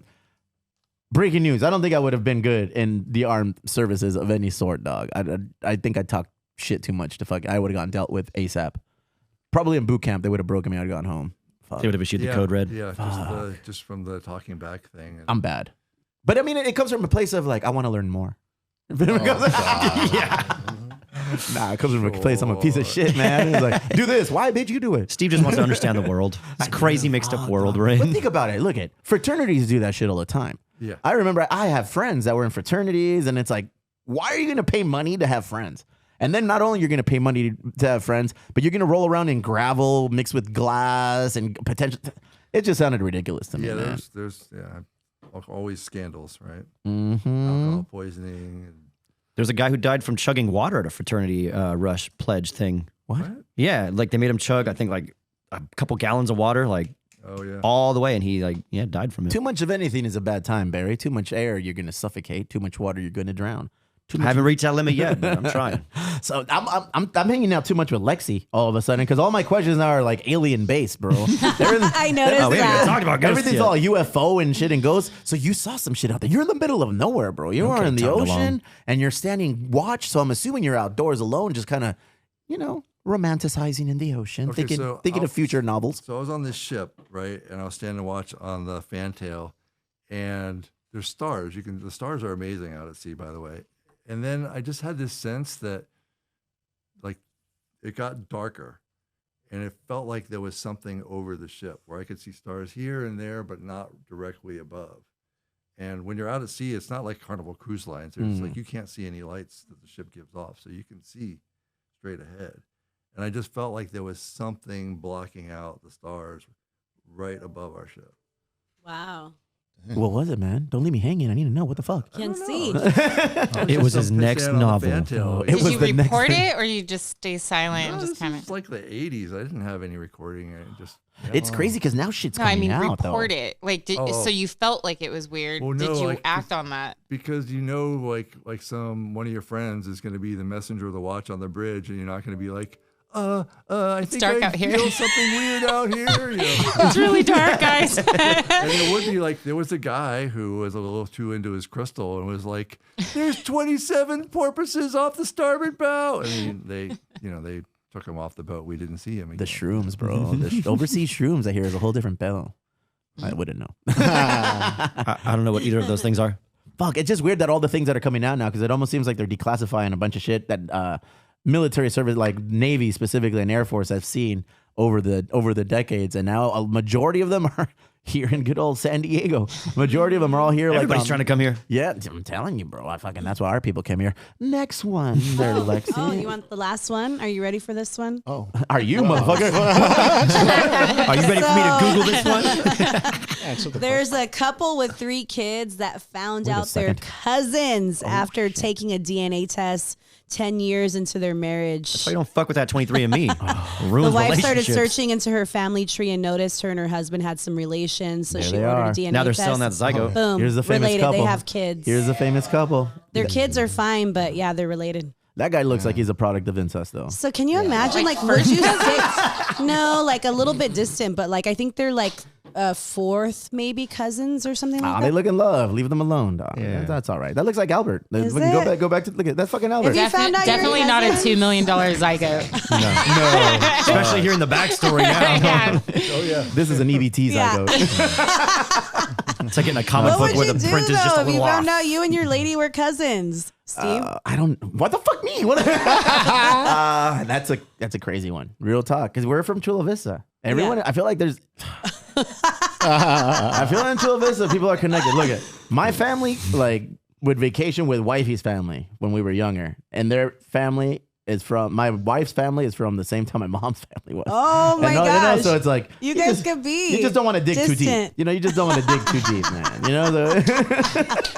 The truth will set you free, Steve. Nah, but you bring a valid point for once in your life, Barry. Doing 23andMe shit, doing 23andMe shit.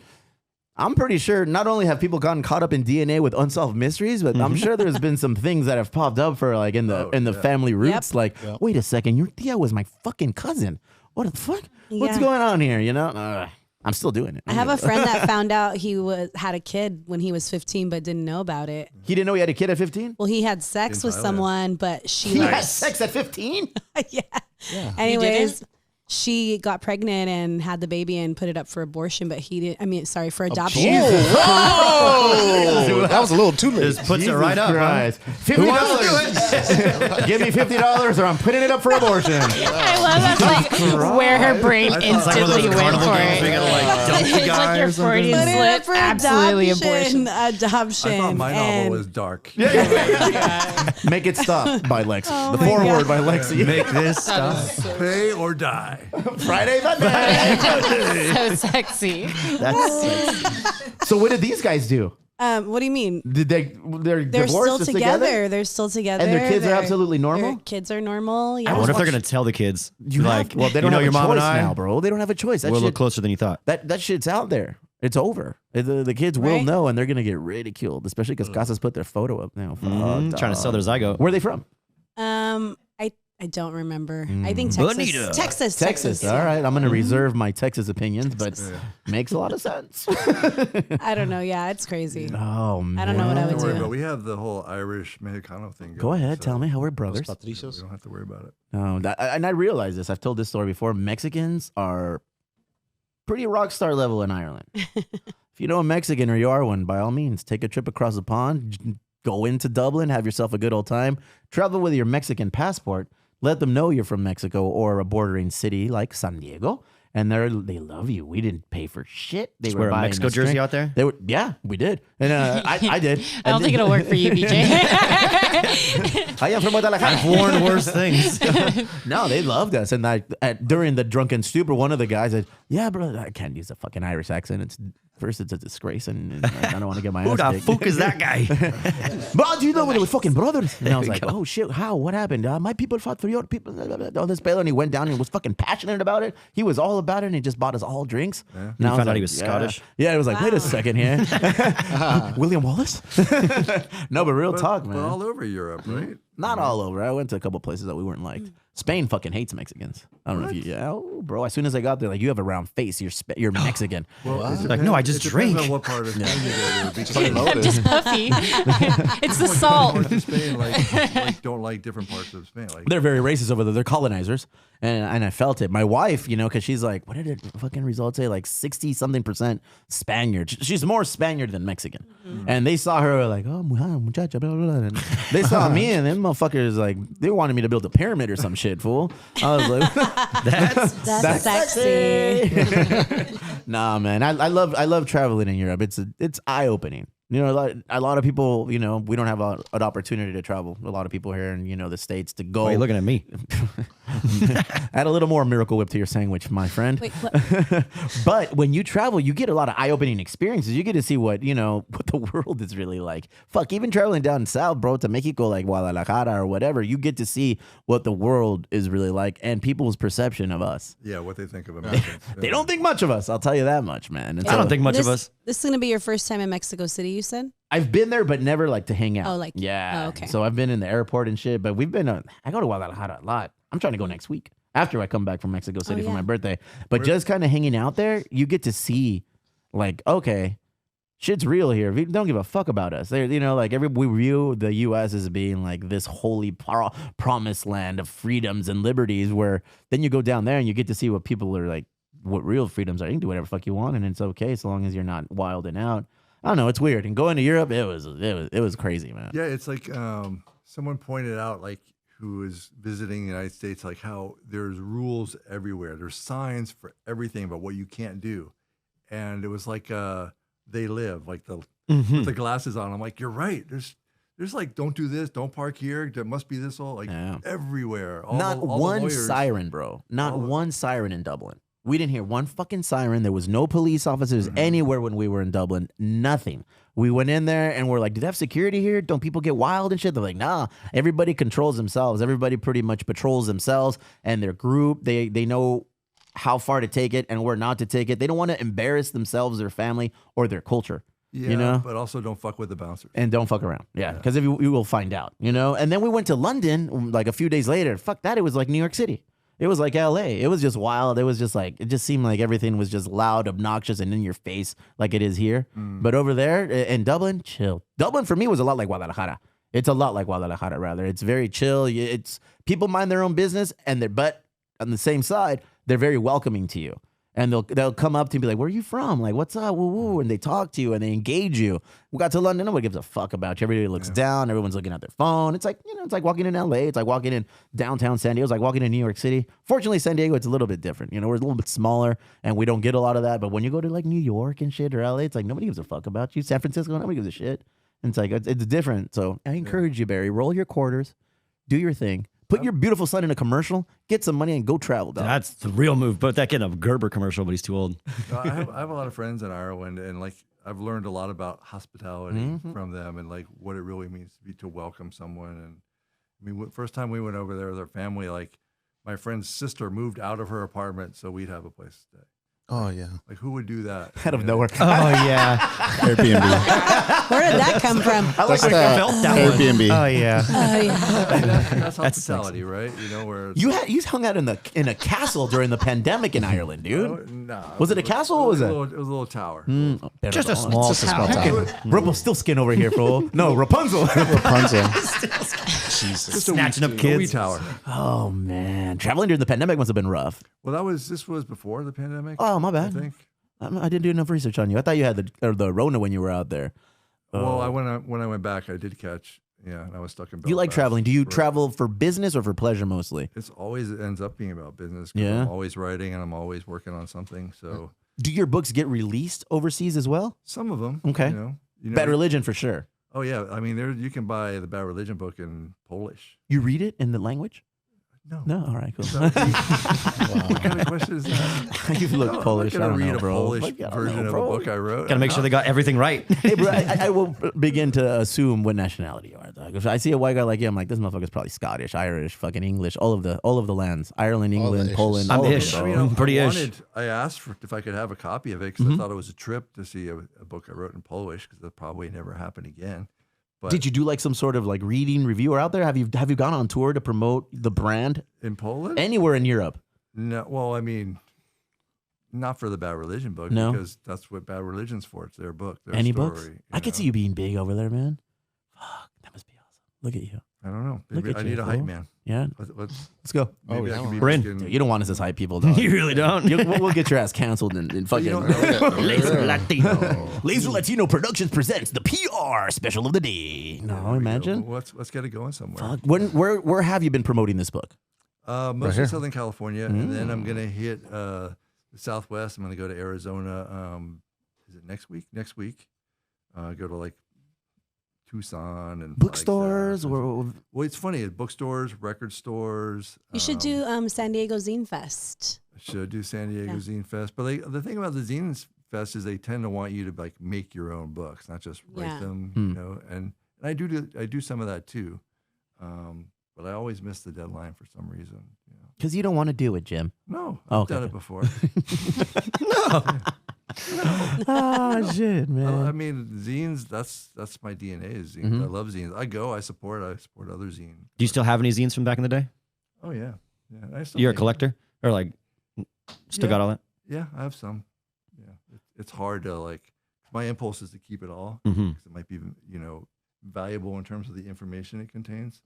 Not valuable as in like I'm gonna make money on punk rock zines because But that's not what it's all about. no. I'm even worse. I hang on to band shirts that I haven't fit since like high school, but like You're getting fat, Barry. I'm getting pretty fat. But I think I'm like, oh, I'll give these to my kid one day. I'm like, he's not gonna give a shit about this random hardcore band from my he fucking high school will. day. Like, I loved it when my mom Fuck. gave me her stuff. That's Fucking Barry has a collection of wait. Nerf herder fucking t-shirts. no, even worse. I gotta like take offense and like all these bands from like down here, but like his yeah. Ghostbuster shirts. Chula Vista hardcore. Yeah, well, like I don't know, like my daughter's very hard to impress, so that didn't go well. She was not collecting my shirts or anything. What does your daughter think of what you've become and doing with your life, sir? What does she think? Is she in awe of your accomplishments? No, she's not at all. Like she's like, well, one, she's way smarter than me, so like she's probably like, that's a nice little hobby you got there. You know? she's like, you misspelled your. Yeah, Apostrophe. exactly. Yeah, no, I'm super proud of her, and she's gonna be one of the people that's save our messed up planet someday. So Rad. I'll be working for her. Good. I think is Nice. how it's going to end up working out. Fuck. Well, that's a bad sign when all 3 of my kids are proud of me, fucker. That's a bad fucking sign, bro. I come home and like, Daddy, we love you. How awesome were you today? I was like, on a scale of 1 to 10, Miko, probably 11. Do you have anything else for the world famous Jim Ruland today? Look at this guy, dog. Fuck.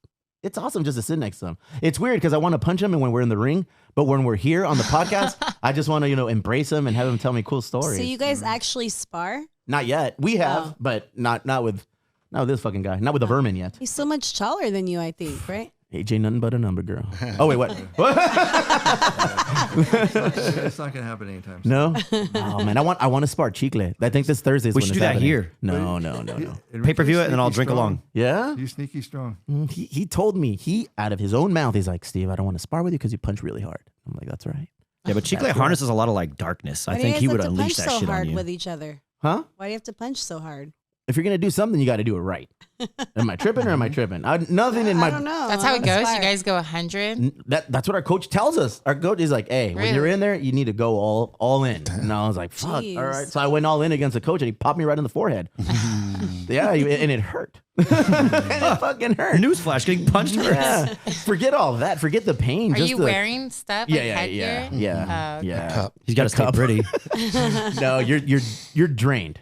It's cardio to the max. Like I had my watch on tracking my cardio and how many calories I burned. It was like I burned 500 calories in like 30 minutes. It's like you died 3 You're times. just in there. You're just jumping around. You're moving every part, every limb of your body. Everything is moving You're around. throwing so many punches. Even if you're not, you're just kind of acting like you are. So that takes energy, that takes force, and then you're protecting and you're kind of like, preparing to get a putazo. So it's just preparing to get hit also takes like energy. So everything you're doing, the whole dance is just which is why I'm not talking shit on Ryan Garcia. You go online and you're seeing everybody talk shit on that guy, but it's like, one, all the training that he's put into and just videos of him punching, it's ridiculous. These fuckers, like, they punch hard. There's a couple of dudes at our gym that are youngsters. They're like early 20s, late teens, and they are like undefeated. They're professionals, and they're going in the ring, and they're just balls to the wall. I'm like, that's ridiculous. I could never see that. Have you ever gone into the gym and see people working on the bag and be like, yeah, I didn't know that people could hit that hard. Like, it's weird. It's a little scary. It's very scary because these kids are like 10, 11, 12, and they're Jeez. they're just whooping the fucking bag, and they're going, huh, huh. And I was like, oh shit. But they're so cool. Oh yeah, everyone's cool and respectful. I think that's the one thing people like have a misunderstanding about, specifically in jiu-jitsu. In jiu-jitsu, you just see a bunch of weenies going out there trying to hurt each other, whatever. But then at the end of the day, you realize all the effort and then discipline that goes into sparring or rolling with somebody. Because at the end of a round, everyone's like, oh, much love, brother. I love you. I appreciate it. Thanks for the hard roll. Thanks for this. Thanks for that. It's awesome. Nobody really wants to hurt each other, but they're fucking ready. And I'll give you this as a bit of advice. If you're in the streets, BJ, if you're in the streets and you see a dude with flip-flops, short shorts, a tank top, and fucked up ears, walk away, dog. Because those dudes, I typically do that from all people. I don't really like people. I like my dark those little dudes will whoop corners. your ass in the most polite way. Yeah, they're wearing Ruka shirts, bro. Yeah. A fucking Affliction. a hang 10 fucking tank top, fool. And you're like, oh, fuck this guy. And then, oh, bro. I have a friend like that who. Yes, I'm right here. What's up? He lives up in Seattle. No, I said he's a badass. He lives up in Seattle.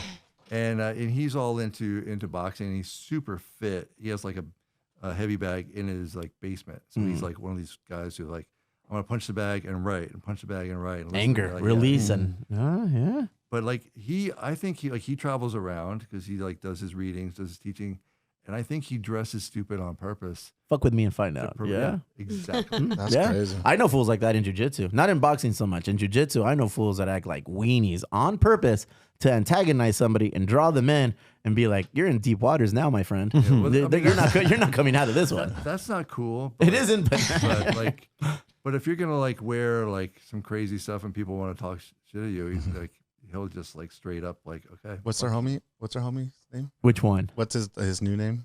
Which one, fool? The one that we saw at the 420 event. Hey, Ron? Gallego. Elias? But what's his other name? Pepper Brooks. Oh, Pepper Brooks. Hey, dog. When your name is Pepper Brooks, you're asking if you have like a fucking unicorn tattooed on your face, or you have like stars, a galaxy, a constellation on your face, you're asking for somebody to shit on you. Yeah. But scary. As I've learned from the 4 agreements, you're not supposed to make assumptions though. Yeah. So you should really check that habit. Did you get that book read to you or did you read it? It's Pete's reading it to me. Yeah, he's dude, it's all working of on big 30 words. pages, you fool, dog. It is very slow. All right, let's wrap this up. We've been on here for a while, but I did have one question actually. So let me fuck all that. Fuck all that. I was curious because you invited me into your lair, dog. You invited me into what I presume to be your safe space when it comes to creativity and creating in general. I went down to your studio, your loft. How do you prepare to write a book like any fucking book? Do you hang out there? Do you seclude yourself, isolate yourself from everyone, family, friends, and just go in there for like a certain amount of time? Or is it just kind of like, do you set appointments and parameters for yourself? No, I think like I'm not too precious about it. You know, I have a very blue collar attitude about it. Like, you know, if I had my laptop, you know, here, I would start working on something. You know, if I was, you know, it'd be difficult since we're so funny. So I think I feel like you would be distracted. And then Steve said, he's like this. I'm pretty sure that's how Steve types. It's like, I'm like, whoa, bro. Just net banging. It's like, maybe go into the warehouse, bro. I don't want to distract you and shit. Probably steal my jokes. Yeah, it's all right. That's all I got for you, bro. Jim Ruland, fuck yeah, bro. This is the second time around. Yeah. I see you twice a week. Make It Stop, a novel by Jim Vermin Ruland. My guy, my dude, the guy who's we're going to be punching bags for each other soon. Good luck on everything. Book out tomorrow. Audio book out shortly thereafter. And we'll see where this one takes you, dog. Yeah, let's see. Fuck yeah, ladies and gentlemen, Jim Ruland.